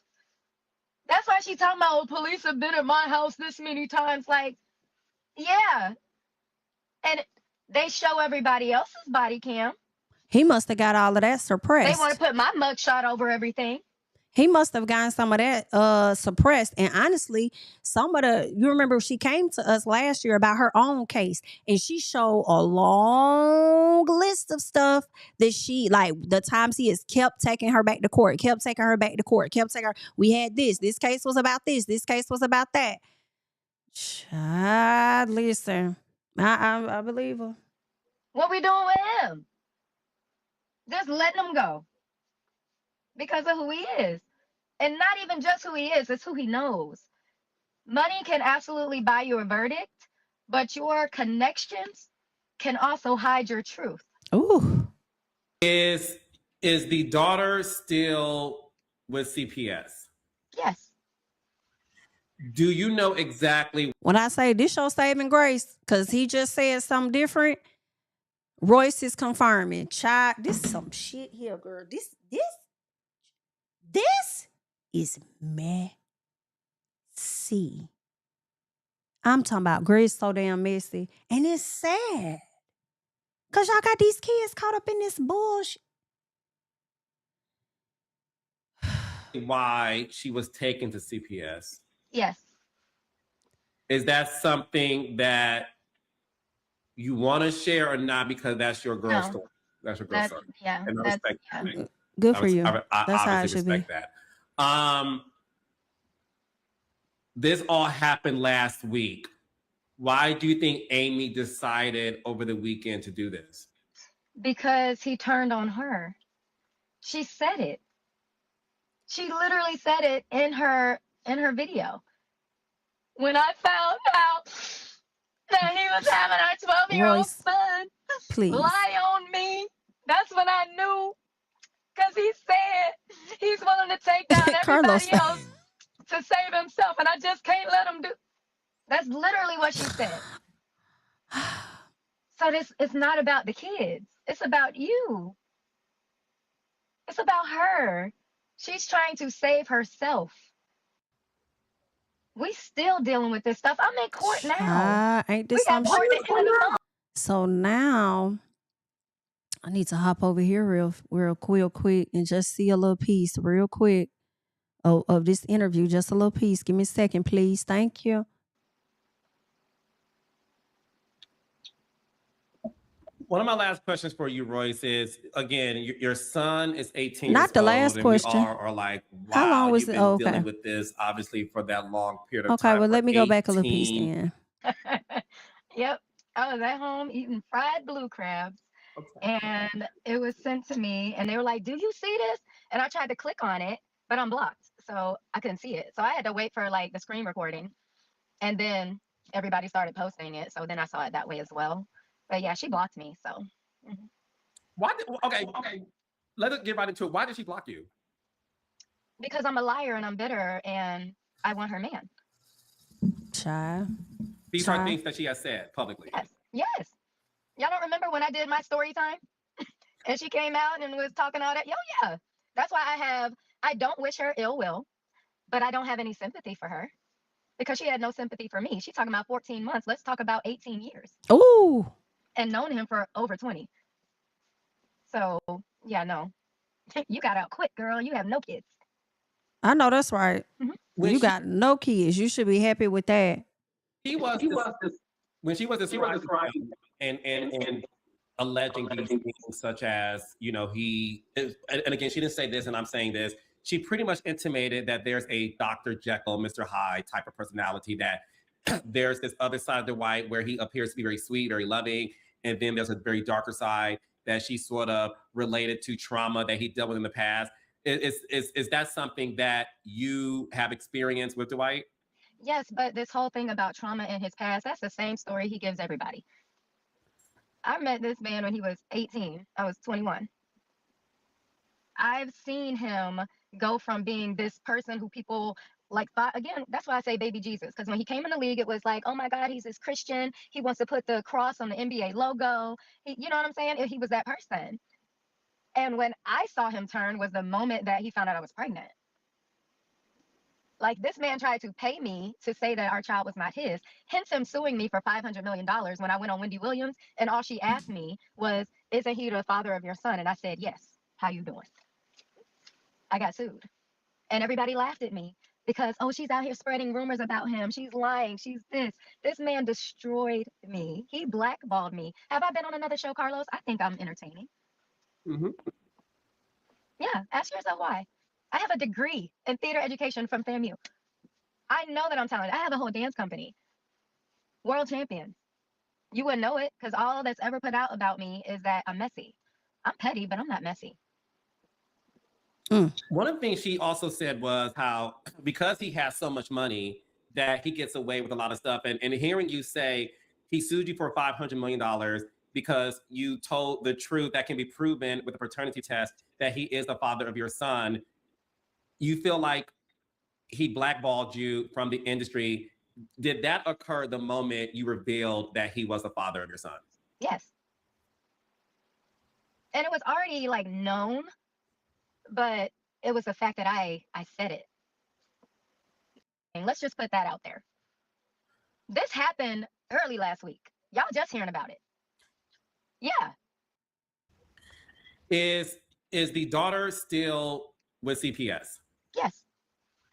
Do you know exactly why she was taken to CPS? Yes. Is that something that you want to share or not? Because that's your girl story. That's your girl story. Yeah. And I obviously respect that. This all happened last week. Why do you think Amy decided over the weekend to do this? Because he turned on her. She said it. She literally said it in her video. When I found, what do you have to say to those who want that from you? Where was that when it came to me? And okay, Let me go back. What are you doing that everybody wants? There's people who say, Royce, that you are relishing in Amy's pain, that this woman is crying out for help. And they are, there are some people who are saying, hey, Royce, there's a woman who is suffering, have some empathy, have some sympathy. What do you have to say to those who want that from you? Where was that when it came to me? And okay, you're supposed to be the bigger person. Like I said on my story, I'm 5'2". No way.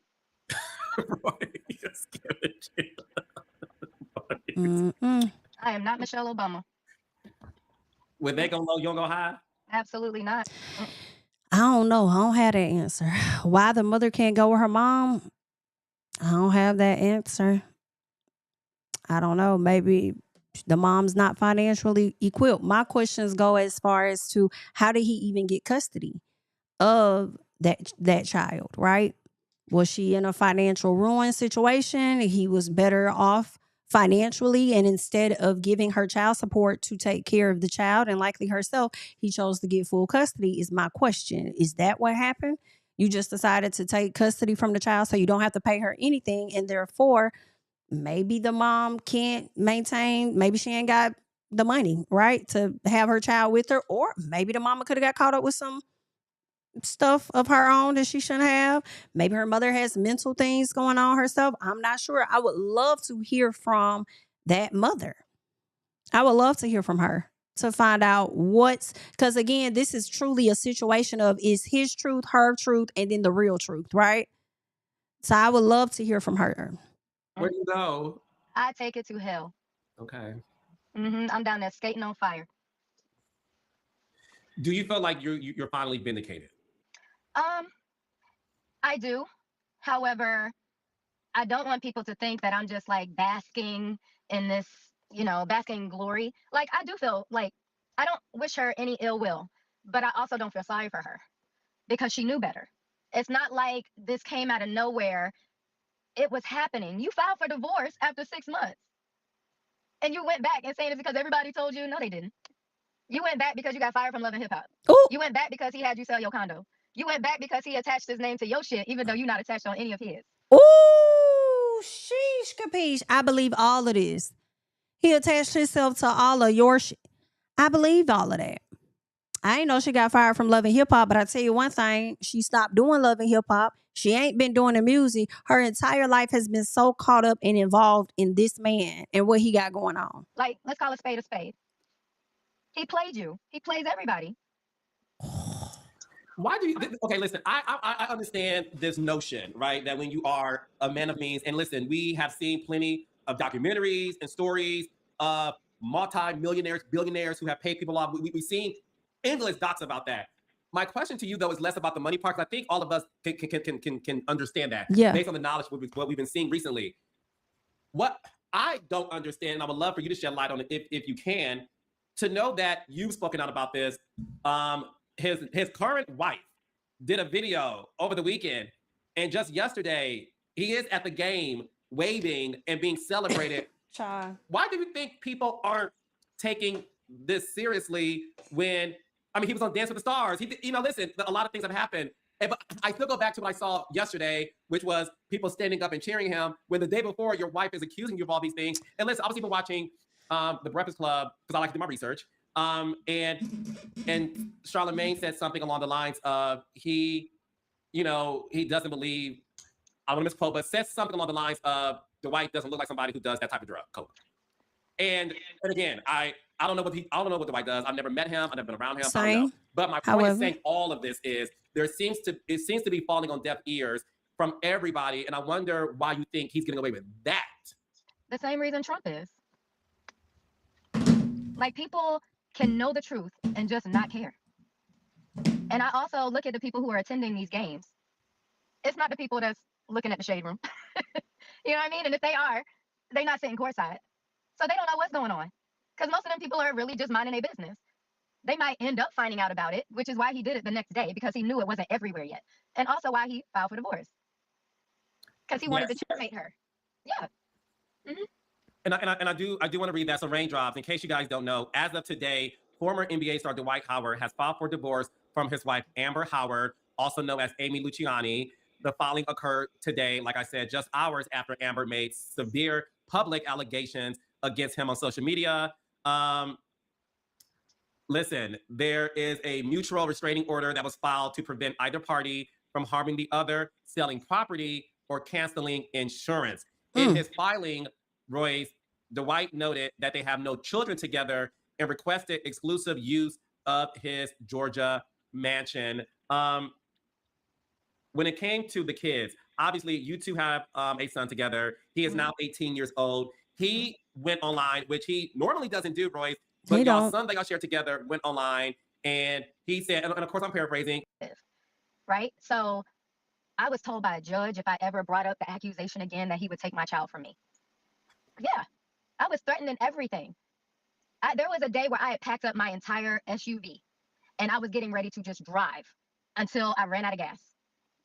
And my parents stopped me. They pulled up behind me as I'm packing my car. My mom slapped the shit out of me because she was like, absolutely not. But that's how scared I was of that man. And even now, like, I am scared of him. I know that he has people everywhere. I know, like, he can say the word, which is also why I speak out, because if something does happen to me, I want y'all to know where to look. Like, he's dangerous. And people think, oh, you're exaggerating. They've always said I'm exaggerating. They always said that I was, like, making stuff up. Oh, it can't be that bad. If it was that bad, he'd be in jail. And look at who y'all got as y'all president. Do we believe it now? I guarantee you, even after this, I probably got another lawsuit coming. And there's going to be people in the comments saying, well, this is why you should be quiet. What we going to do with this information? Why are you taking it to the internet? Take it to the court. Give it to God. What? Let's be for real. Y'all don't think any of that has happened? Amy is speaking out. I have spoken out. Christine has spoken out. Tiffany has spoken out. But y'all didn't want to listen because y'all out here praising a man that, again, is standing up at a game like the Lakers just gave him a new contract. He's sitting there waving like he had a pageant. And they just clapping him up. He don't care about if he hears boos, because if he hears boos, he's thinking people are singing. What do you have to say, Royce, to women who may be in these situations? Are there any signs, Royce, they should look out for. You know, we all believe hindsight is 2020. Child, I'm gonna pause that right there. Okay. That's a whole lot of. Bitch, that's a whole lot of. I do like the fact that she is being vocal. It is her experience to be able to tell. And I also think that Royce may have all her shit in her mama name or her daddy name. And that's why she speak out, because whatever he coming for, she ain't got shit. Like, that's the only thing. That's the only thing that makes sense. Like, I'm gonna create me an LLC that ain't even in my name. Like, mama, you got it. Daddy, you got it. And then y'all just pay me my check or whatever it is, you know. Like, I don't know. I feel like her house ain't in her name. I feel like my girl done figured out the play. Okay? Because whatever you get, you barely getting it from May. Understand? All right. He has definitely been taking her to court. I do believe what she said, because she showed us screenshots of that last year. Okay. And I think the same ringer that she went through, I think Amy is about to go through it. I do understand people feeling like Royce may be doing a bit much. I get what you're saying. But also, I feel like, listen, when you're in her situation, and although I'm not and have never been, I still feel like, hey, when somebody cross you and tries to, you know, force a narrative along with the person that has harmed you, and now here it is, that narrative has been spun around on you, and the same shit they were doing to me, they're now doing to you.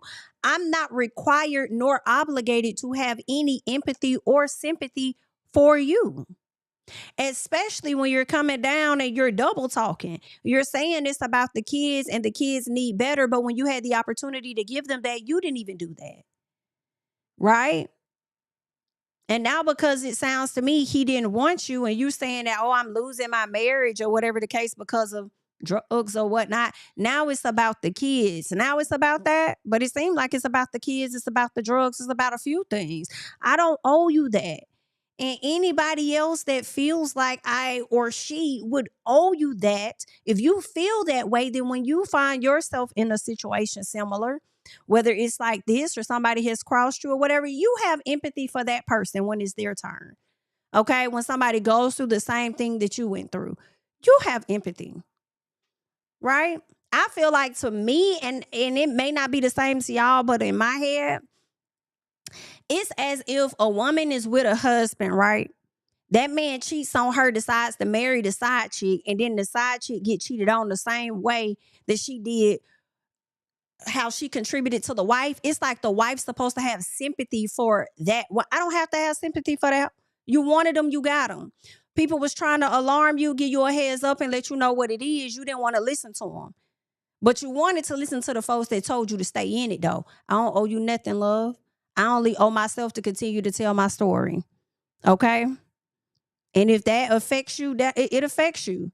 And while everybody else is like, oh, you should be kind, you should care, it's gonna be a matter of time for Amy get down here on one of these videos and one of these interviews and say Royce wasn't wrong. Then what? When she has to sit and face and acknowledge everything Royce said, then what? Okay? So, because it is what it is. It's facts. Okay? And let's be very clear. Y'all telling her to have empathy. I don't think Amy would have had empathy for nobody else. Anybody that comes after her dealing with Mozzie or something like that and dealt with the same thing she dealt, and they may have had some friction, or you just want Mozzie back, I do not see Amy having empathy for that woman that comes after her. Okay? So I don't, at this point, personally feel like Royce owes her anything. It's really that simple for me. Okay? And y'all over here talking about Royce need to have empathy, but some part of me feeling like, hey man, hey, stop calling my child your child. First of all, let's get that together first. Okay? Let's not do that. Okay? Now, my daughter may not be with me or may be in that situation, but you not her mama.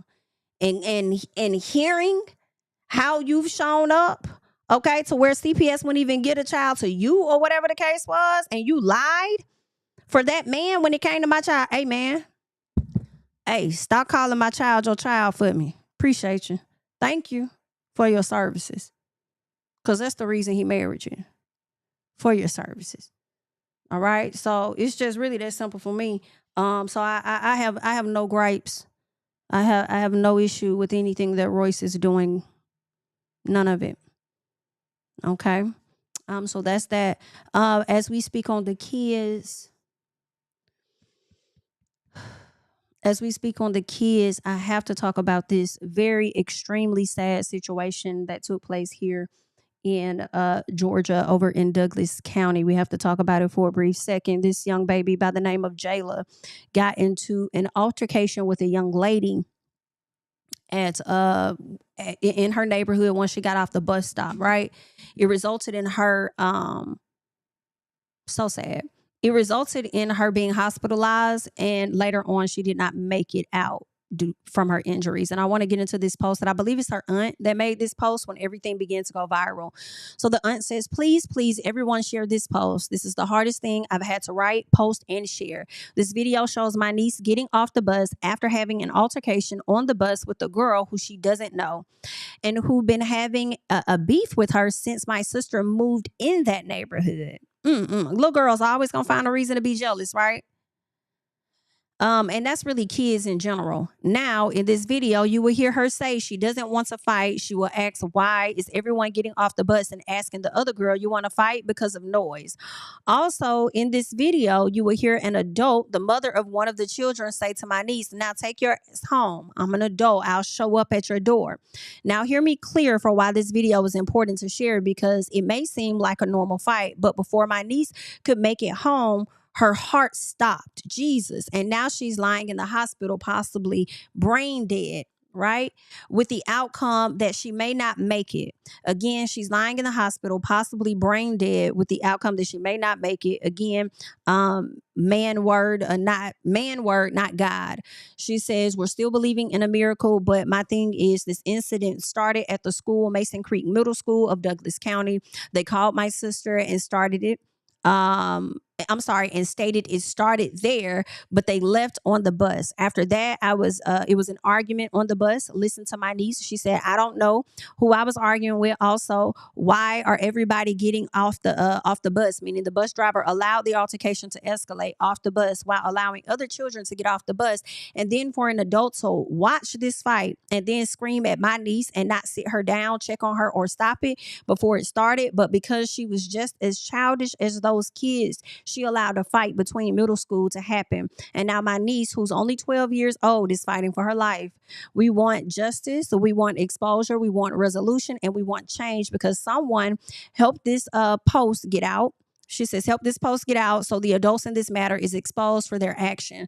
For the school to know they failed my sister's child because we are broken by this, someone who never been in trouble or a fight, but stood her ground against the bully. Please, please, please share. Let us go ahead and check out this video real quick. I don't know why y'all getting off the bus. That bitch put her hands on me and beat her fucking ass.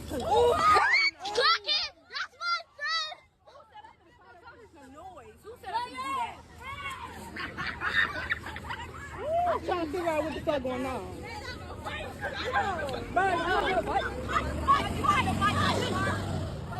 The kid's so excited for a fight, child. She done made all these people get off the bus. I didn't even know who I was arguing with.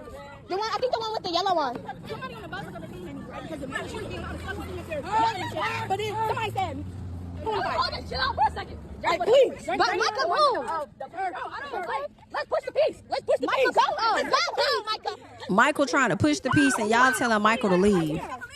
Y'all telling Michael to go on about his business, and he over here trying to push the piece. I mean, I never said I need that from you. Who is going to fight you over some noise? Like, girl, she said, get the fuck. She said, okay, but I don't even know you. I don't know your name. So please get the fuck off mine. What the fuck you got going on? And walk your ass to your house. Please. Girl, don't the kids get to cussing all kind of stuff when they ain't in front of their parents? Child. Everybody know I get down, so please don't touch me. You will get your stuff. That girl said, you not talking to me, everybody know I get down, you'll get yourself messed up quick. Do you need that?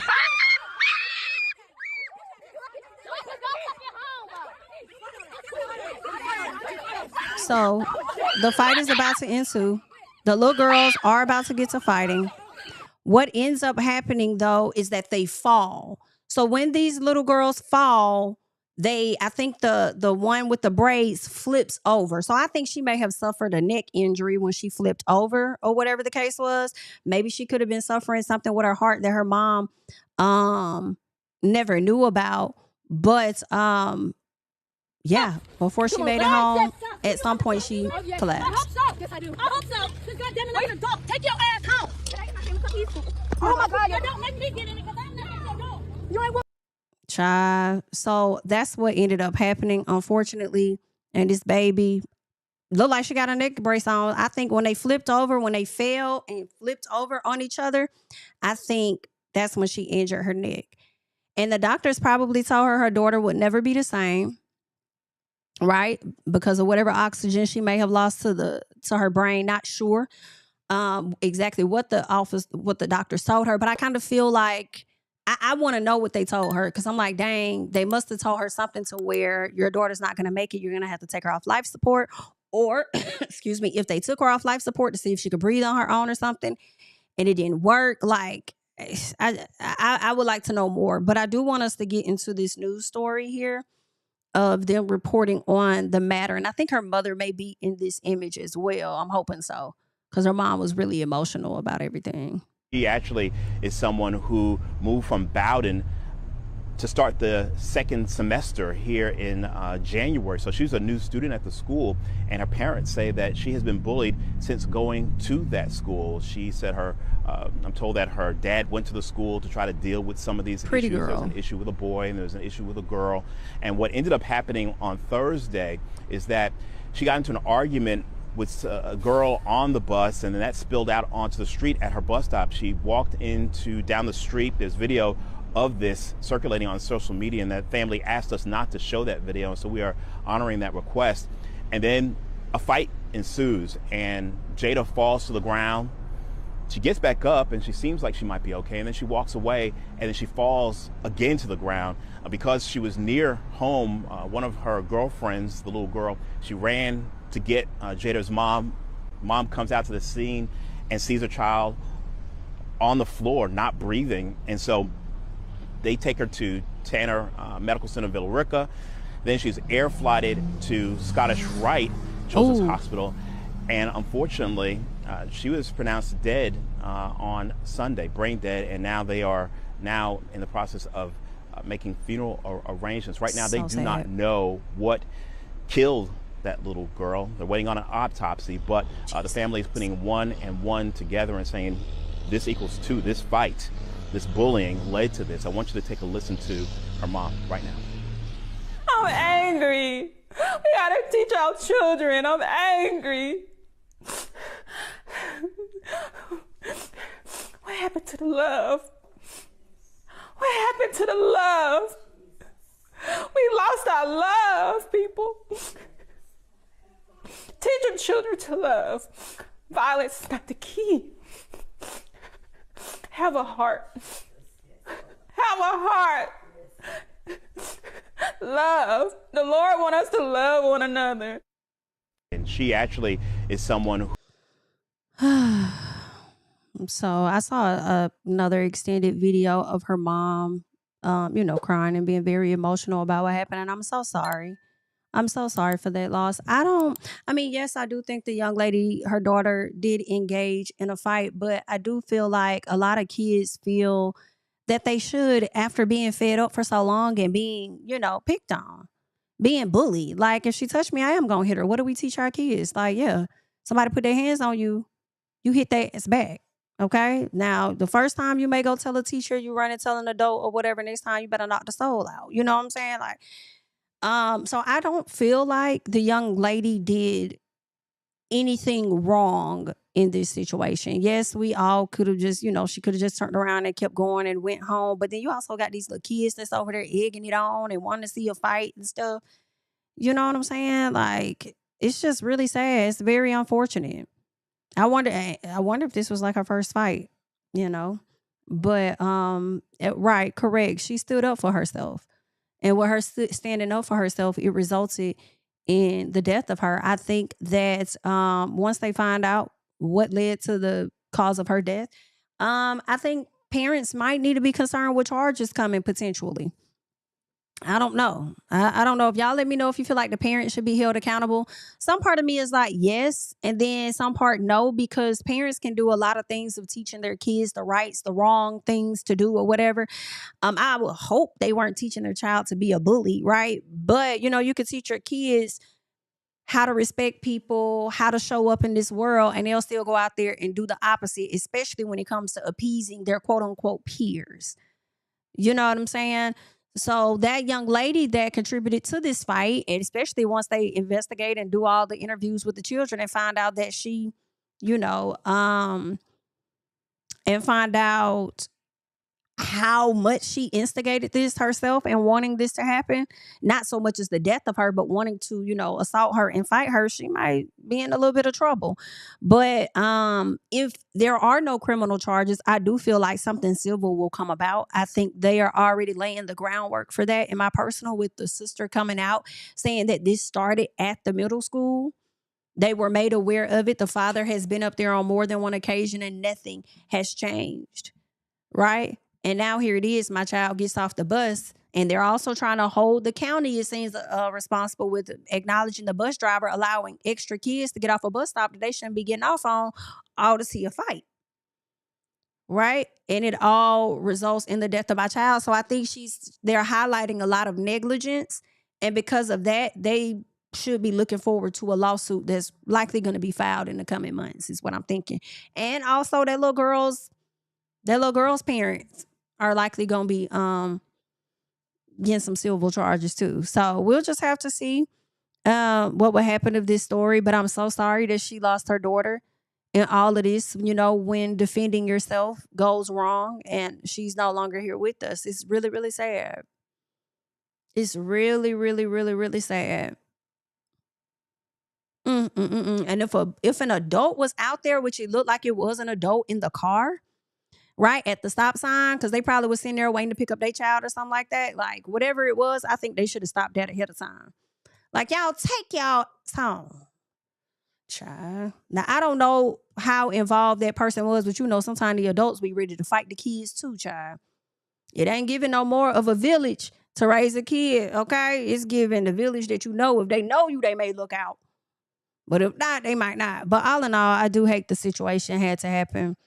And I hate that this family is where they are today. That's so crazy. Starting a normal day, your daughter was like right up the street, almost home, and damn near died right there, you know, because her heart stopped. So I really feel bad for her. I'm just so sorry. Another thing that I wanted us to get into, let me see what else I wanted us to talk about. Child, Monique is on somebody else's head top, ain't she? She on Whoopi Goldberg now. Monique then came out, got some things for Whoopi, honey. So let me see what she over here saying to Whoopi. Give me 1 second real quick. Let me check something. All right. I want to get into this post that Monique made. She done put up an open letter to Whoopi Goldberg.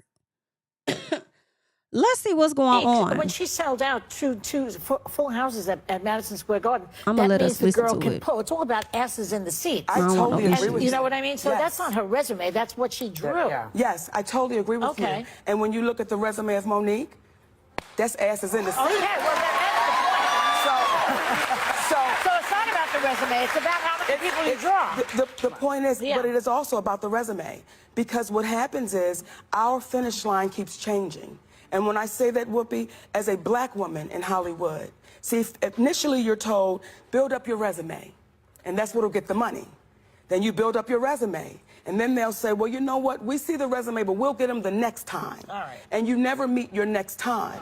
So when it comes to Netflix, and with Amy Schumer and Dave Chappelle and Chris Rock, and let me say this, what they got, they were supposed to. I don't have an issue with my sister Amy, nor my brother Dave and Chris. But when the vice president of Netflix says... When she sold out to... Hold on. I want to find that other clip. Did I save it? Where Monique was talking about this? Yeah, I think this is. I said, guys, my deal is with Lee Daniels, and I've done my job. And they all agreed. And this is what happens, in my humble opinion, when you don't go up to the hotel room. See, when I think about those women that Wait, said... I'm going to stop you. Okay. I'm going to stop you. Okay. Because contractually, yes, when you make a movie, regardless of who you sign the deal with, yes, your job is to go and promote said movie. Yes. No, but so when they wanted you to come, and we've had this conversation, and I said if you had called me, I could have schooled you on what was expected. And when we did have that conversation, and what I said to you, my sweet sister, I said, Whoopi, at what point do we stop saying the next time? Because what was expected. Wait, but I want to answer it though. Yeah. I want to answer when you say contractual. You wanted to get paid for the publicity. Please let me answer. Yes, yeah. ma'am. Because if I had done something wrong contractually, they would have sued me. The reason why no one could do anything to me contractually, because they found out I did nothing wrong contractually. So when they asked me to come overseas to promote the film, when I said, guys, I'm spending time with my family, I'm gonna pass. Now, when I make this statement, this is what happens when you don't go to the room.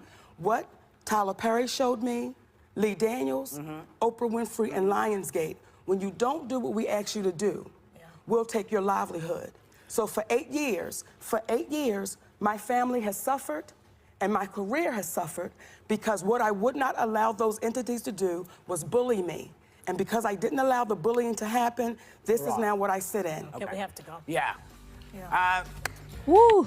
Now I'm finna say, hey, listen, and I be having to put it in this context sometimes, you know, to maybe give people a different perspective.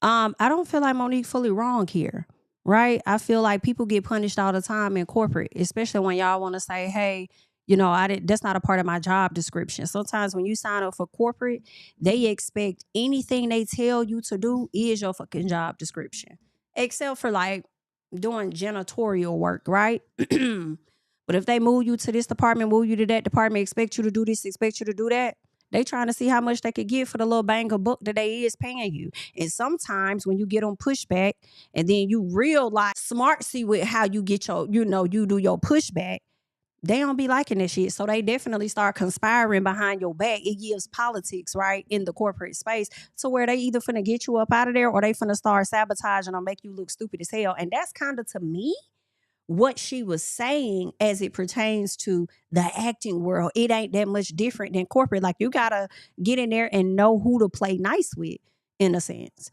right? And I think they thought at one point that because of them being so cool, like Oprah, Lee Daniels, as well as Tyler, so cool with Monique, they probably thought, oh yeah, Monique could go along with it. She'll do it. She'll like, hey, let's go ahead and take care of this for me.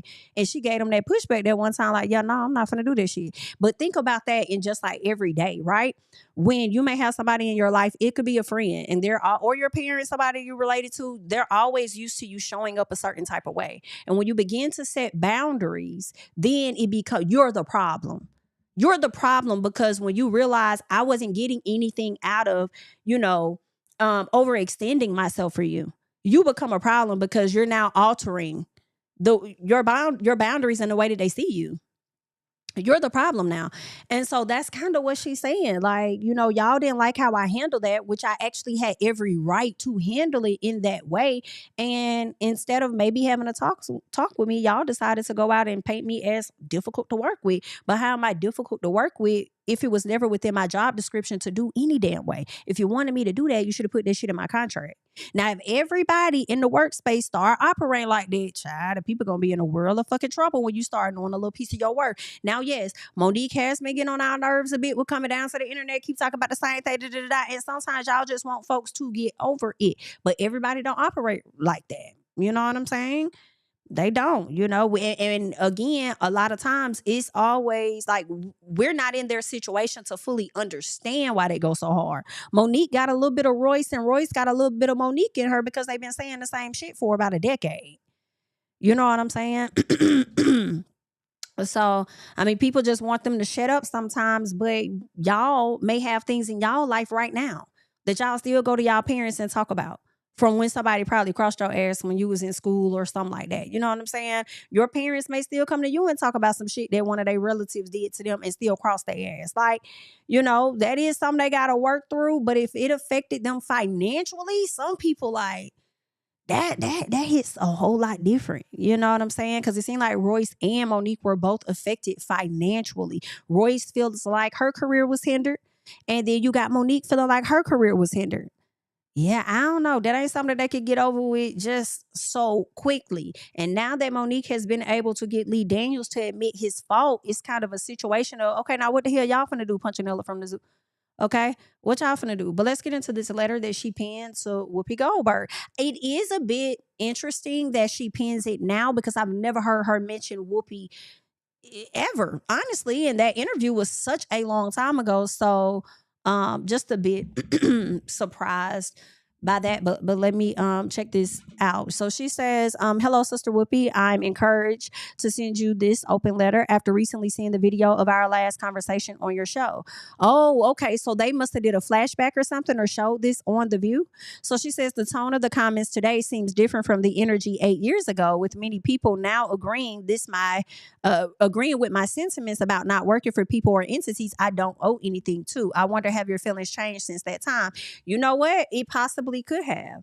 I mean, I don't think I fully grasped or understood what all Monique was saying when it first went down. You know what I'm saying? But getting older, getting wiser, looking at things, you know, you got to see what she's saying. If you take it out of the aspect of it being actors and the entertainment industry and put it in something that you deal with in everyday life, then I think you would be able to see where she's coming from.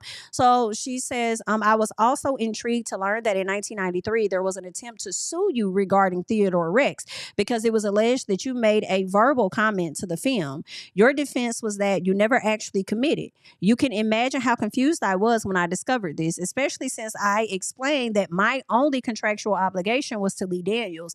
It didn't sway your opinion enough to stop you from saying you could have schooled me on doing what they expected from me. I think, in my opinion, when Whoopi said schooled, she was coming from a place of being in this acting game way before you. Okay, likely decades before you.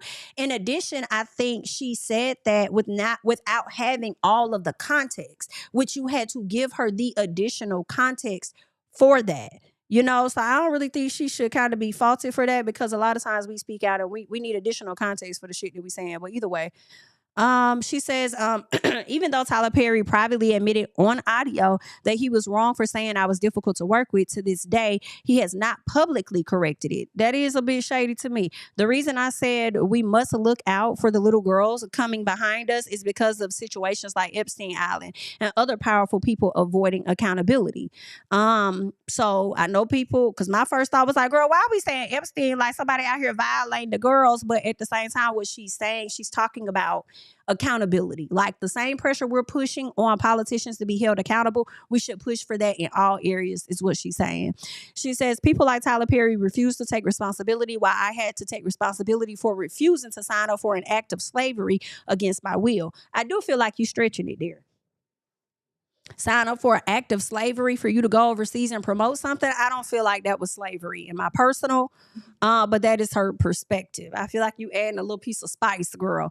She says, the worst part is that another woman chastised me on a platform meant to empower women.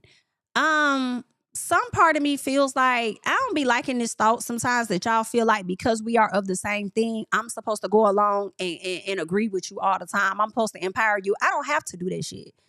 But I can create a platform for you to share your thoughts and your experience. But if I got a question about it, why the fuck does that make me a problem? Okay, just because we black, y'all think we supposed to agree with all black people. Just because we are black women, we're supposed to agree with all black women. I don't agree with all the shit that they do. And I'm not finna do it for nobody. I'm not a feminist. That's not the shit that I'm on, child. Okay? Sorry, all right? If I feel like the women are right, I'm going to say that. If I feel like this man is right, I'm going to say that. If I feel like this person is right, that's just what, I'm so fucking confused. Like, if I have a question, what? Like, I disagree with this. I'm sorry. I disagree with that part. The worst part is that another woman chastised me on a platform meant to empower women. No, I don't feel like The View was created to empower women. It was created for women to be able to have honest conversations about shit that's happening in the world. I disagree with that. But I understand the overall point, though, at the same time. So she says, now, I don't know if your opinion of my actions was influenced by your former executive producer, Candy Carter's relationship with Oprah, or by your professional ties with Tyler Perry. I think that it could have been influenced on a few things. One, her relationships with Oprah and Tyler, and two, her own experience. And I think that can also be a problem as well. When people talk about their own experience and not understand that everybody's experience in the same arena is different. It's not always the same. You know what I'm saying? So, yeah.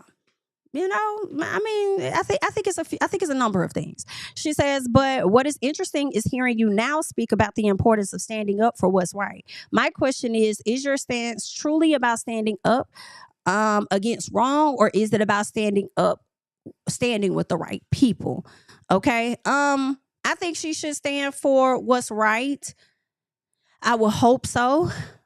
Right. But at the same time, and y'all let me know, I know y'all gonna do that anyway, because that's just how y'all is.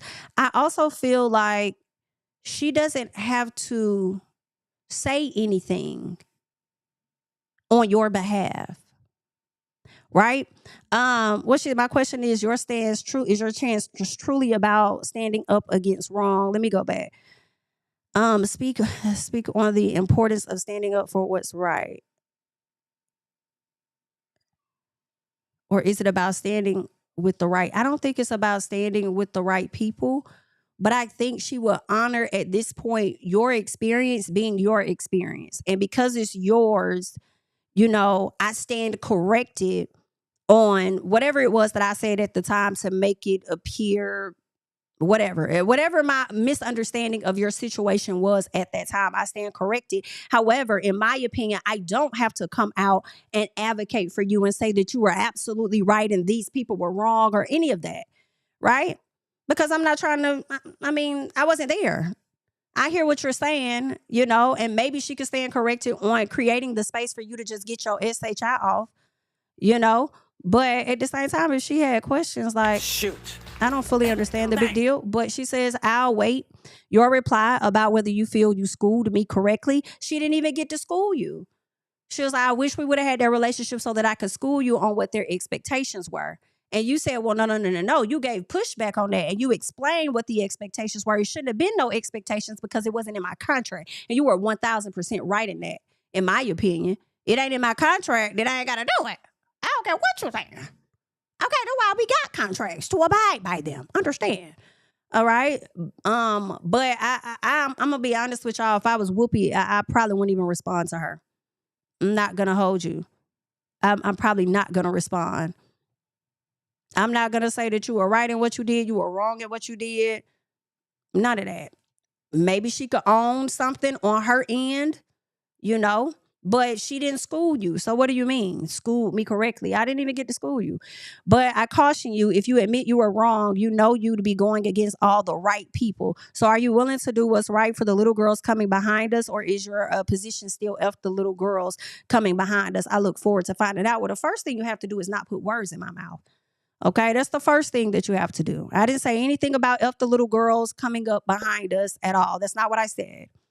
All right. If you felt as though I did not create the space to hear you out fully, I can acknowledge that I did not create that space to hear you out fully. And me saying that I could have schooled you, maybe that was the wrong place, wrong time. But that's it. I don't have to say that you were right in everything that happened. I don't have to say none of that shit.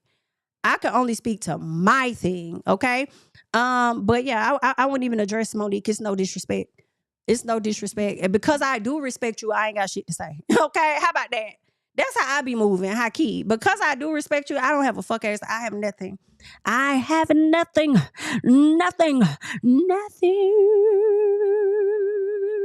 to fucking say. Understand? I ain't got it. No love. I have nothing to say. I wish you well. Okay. But that's all I got. I feel like this was a good live. Did y'all feel like this was a good live? I feel like it was a good live.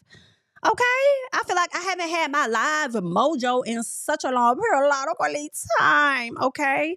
But I feel like we got into some things over here All right. And I thank y'all for joining me. Shout out to the people getting the likes up. Okay. We had a good bit of people in here and y'all kept the likes up. And y'all know I like when the likes match or get as close to matching, honey. So I do appreciate it. But I'm going to chat with y'all a little bit more in the comments and then I'm going to go ahead and hop off. Okay. So I can get to mommy duty. All right. Let's see. Every movie does, and Kevin Hart said he ain't promoting for free. And you know what? They shouldn't. They shouldn't. They should. I do not care. I do not care.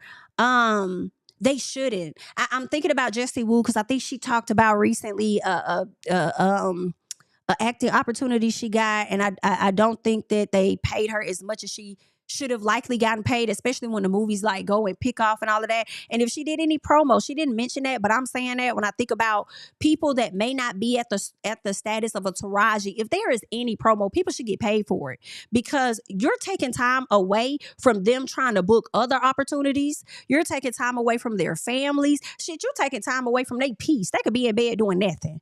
And I got to get up. Okay, get my hair right, get my makeup right, go down here, sit down in front of these people, do an interview. Like, they should get paid for this stuff. And then some folks got to travel to do it. Like, nobody should be expecting. Y'all are promoting with the expectation of earning. So, yes. Okay, it costs money to make money, period. So, yeah, I cannot disagree with Monique. And then knowing that Monique said what she said, at some point, Taraji P. Henson came out with what she said. Haven't seen Taraji in many movies or anything aside from what Tyler Perry has booked her for. Like, it's sad that our women would get punished for speaking out and demanding more. Like, what the hell? Like, that's not cool. That's not fair. All while y'all sit up here and praise individuals like what we just got into. They could stand up and get standing ovations and shit on the court. But y'all punish the other folks. I ain't got time. I wonder if that was the film she was filming with T.I. Who film? You talking about Monique? I think she's talking about what happened in the past, that Lee Daniels Precious film. Is what I thought. I think she's talking about because that clip of them is like old from like years ago. Hot from the press, Choice Brown, Tabitha Brown's daughter, and her ex just came out and spoke about abuse. You know what? I had that on my docket to talk about. And I could not find the other portion that I saw the other day because I saw the girlfriend talk first. So let me show y'all Tabitha Brown's daughter real quick. Like, when I tell you this girl is gorgeous, like her daughter is like beautiful. Like, I'm so absolutely gorgeous. And so this is her ex-girlfriend. And I had saw a video of this ex-girlfriend who I think is like a basketball player. And this Choice came out with her new girlfriend. Okay. Super cute couple. Her girlfriend is a twin to this young lady who's pretty popular. She's an influencer or whatever. So they came out posting their pictures. And the girlfriend made a post saying something about, like, I guess she didn't know that they were together. It was weird because the girlfriend, the ex-girlfriend now, whatever her name is it Jada or something with a J? The ex-girlfriend tried to make it appear as though, I guess they were still talking when Choice went on to date this other girl and she didn't know anything about it, some weird stuff or whatever. And so now Choice is coming out and she's speaking out about the situation and accusing her of like being physical and stuff. And I'm sorry, I won't put it past her. No, I mean, I won't put it past this person. I'm sorry. I don't know you. You may not be that type of person. It's only he say, she say. I'm not sure, but anything is possible because, and I only say that like y'all lesbians be fine, like y'all be bad, girl. Y'all be terrible, girl. Y'all DV be up there with the men's and the women's. I'm not gonna hold you. Y'all be over there trying to take each other out, like girl. I don't see. Oh, it's a lot that be going on with y'all. I'm not gonna hold you, but let me just tap into what Choice had to say about their circumstance. Giving y'all backstory so y'all can really get into it, but the end-all be-all for me was she crossed the boundary again, and she was being controlling again. I was on the phone with my friend for 2 hours, and she texted me. So this is what happened. She texted me and she was like, call me when you can. And I was like, okay, just give me a few because I'm gonna call my best friend. I haven't talked to her. She's going through something. I need to talk to her. And she's gonna tell me, hurry up, like don't take forever. Controlling. And I got on the phone, and I was on the phone with my friend for about 2 hours. Like I said, she was going through something, so I was trying to be there for my friend, and she cussed me out in the text messages. By that second hour, she texted and she was like, bitch, get off live. Actually, I don't know if she said bitch. She said, you've been on the phone for 2 fucking hours. You're disrespecting me. You need to consider me. It's always like disrespect. Like anytime that I did something that I wanted to do, it would be disrespect or like I'm not considering her or whatever. And she cussed me out like a dog. Like if I had my iPad, I would read y'all the messages. I have proof of everything. I have screenshots. I have videos. I have a video of the phone call that you guys are so concerned about yesterday. I was on the phone with her for 3 hours yesterday, and I was not crying. Actually, she lied about that. But I was on the phone with her for 3 hours because she posted revenge porn of me. She posted my butt cheeks. She posted me in my underwear. She posted intimate videos of us. And I needed her to go ahead and take that down. And because I still have love in my heart for her, and because I still have compassion, I'm still a good person, I did not want to go through with pressing charges against her because she already does have a cyber stalking charge on her record. So I didn't want to do that to her because I knew that would probably like really ruin her life. But I called her. I did absolutely call her, and I begged her to take that down because my butt cheeks in a video on the internet? Really, you guys? Really? And I'm supposed to just let that slide? Yes, I did call her. And the reason why we were on for 3 hours is not because I'm like, I love you, take me back. No. Hell no. We were on the phone for 3 hours because every single time I told her, hey, I'm getting off the phone now, or every time I would hang up the phone on her, she would call me back and she would threaten me. If I said, okay, YD, like I'm done with this conversation, I'm hanging up, she would say, you don't want to do that. That's not the right step. You don't want to take that step. You don't want to make that choice. Charges. Don't do that one. That's what she would say. She did it about 4 times. I have recording of it. So yeah, she was threatening me for about 3 hours. And yeah. And then to address the physical stuff that Malik spoke on, first of all, I told Malik that privately. And of course, you know, he's my best friend. So he was just trying to defend me. And he, you know, he was getting angry or whatever in the comments, but that absolutely did happen. And should I just tell him? Yeah, who cares? So all you have to know is it did happen. I have this tattoo of my ex's initial on my hand, and she had been telling me, if you don't get that taken care of, it's gonna be an issue. If you don't get that taken care of, it's gonna be an issue. And I didn't take care of it because I didn't know if I wanted to get it lasered off or if I wanted to get a cover up. I'm giving y'all back. Hell no. I believe all. I'm sorry. And the girl got video and shit. I believe all of it. Hell no. How old is Choice? I need to know how old Choice is. I feel like her mama and them may be letting her handle this situation on her own because she grown. You know what I'm saying? But baby, I don't know. Something about her parents kind of, to me, give that they ain't finna play that type of radio with this girl. But if they haven't brought the hammer down on her, it's because Choice is like, mama, no, wait. And keep in mind, Choice could be sharing stuff to the internet that her parents didn't know anything about from the beginning. Right? And now she's sharing it. I think a lot of times we may think that she knows. So the girl 24 years old. Okay? I'm talking about this girl so damn gorgeous. She look just like her mama. I want to go and show y'all her new girlfriend that she's with now. So let me get that up on the screen. I think they're too cute. But yeah, it's giving. Child, let me not say that. I was going to say it's going from dark. I was talking about dark energy. But anyway, this is her new girlfriend. All right. I guess her name is Nay. This is the new chick that she's with. How long they been together? I don't know.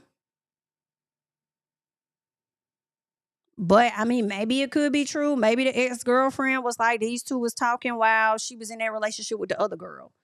while she was in a relationship with her, right? And that could be true. I mean, hell, y'all was having a breakdown in y'all relationship, so somebody else was picking it back up, I guess. So this is the girl, but she's a twin. She's a twin, but her sister is married with kids. Her name is Jayla Brene. Yeah. So this is the sister. And they went pretty viral. I can't remember how, but I remember seeing Jayla on my timeline when her and her husband were working on getting their house built or whatnot. So I think they probably were super popular before that, but they built this really beautiful home. And I think that's when I first came across her. So either way, gorgeous. Oh no, when I first saw her, she was getting married and she did this reveal to her son, her wedding dress. And I thought it was so freaking cute. It was like the cutest little thing. And then she would just pop up on my timeline from you know, here or there. But super cute family. Then I learned that she had a twin. And I was like, oh, okay, she's a twin. So there's that. All right. So this is who Choice Brown is dating. I'm so glad that she is out of that relationship. Because, don't overstay your welcome. And I understand you're sitting on the phone with the person for like 3 hours or whatever out of fear that they will do something to you. But I'm so glad that you freed yourself of that. And for her to come online and want to post some revenge, P, baby, I don't know. I feel like she deserved all the charges in my personal. I do. I feel like she deserved all the charges. But I don't know. Hopefully she'll leave you alone now that you've come out and spoken on and told your side. I don't know if she would or not. It's giving a few screws maybe loose because she may feel like she still own you in some capacity.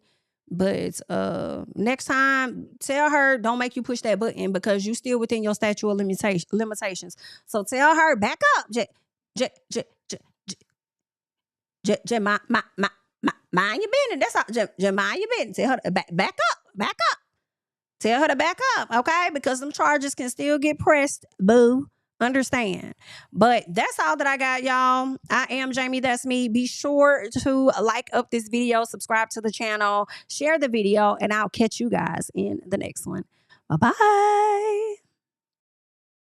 Yeah, family over fame in this bitch, yeah. The glory of living righteous is setting in. My street knowledge and education's a perfect blend. Young mogul, independent, I've been setting trends. The first one from my family to be faithfully wed. Fuck niggas and the horses that they riding on. I see this shit from all angles like a polygon. I'm never politicking the drama.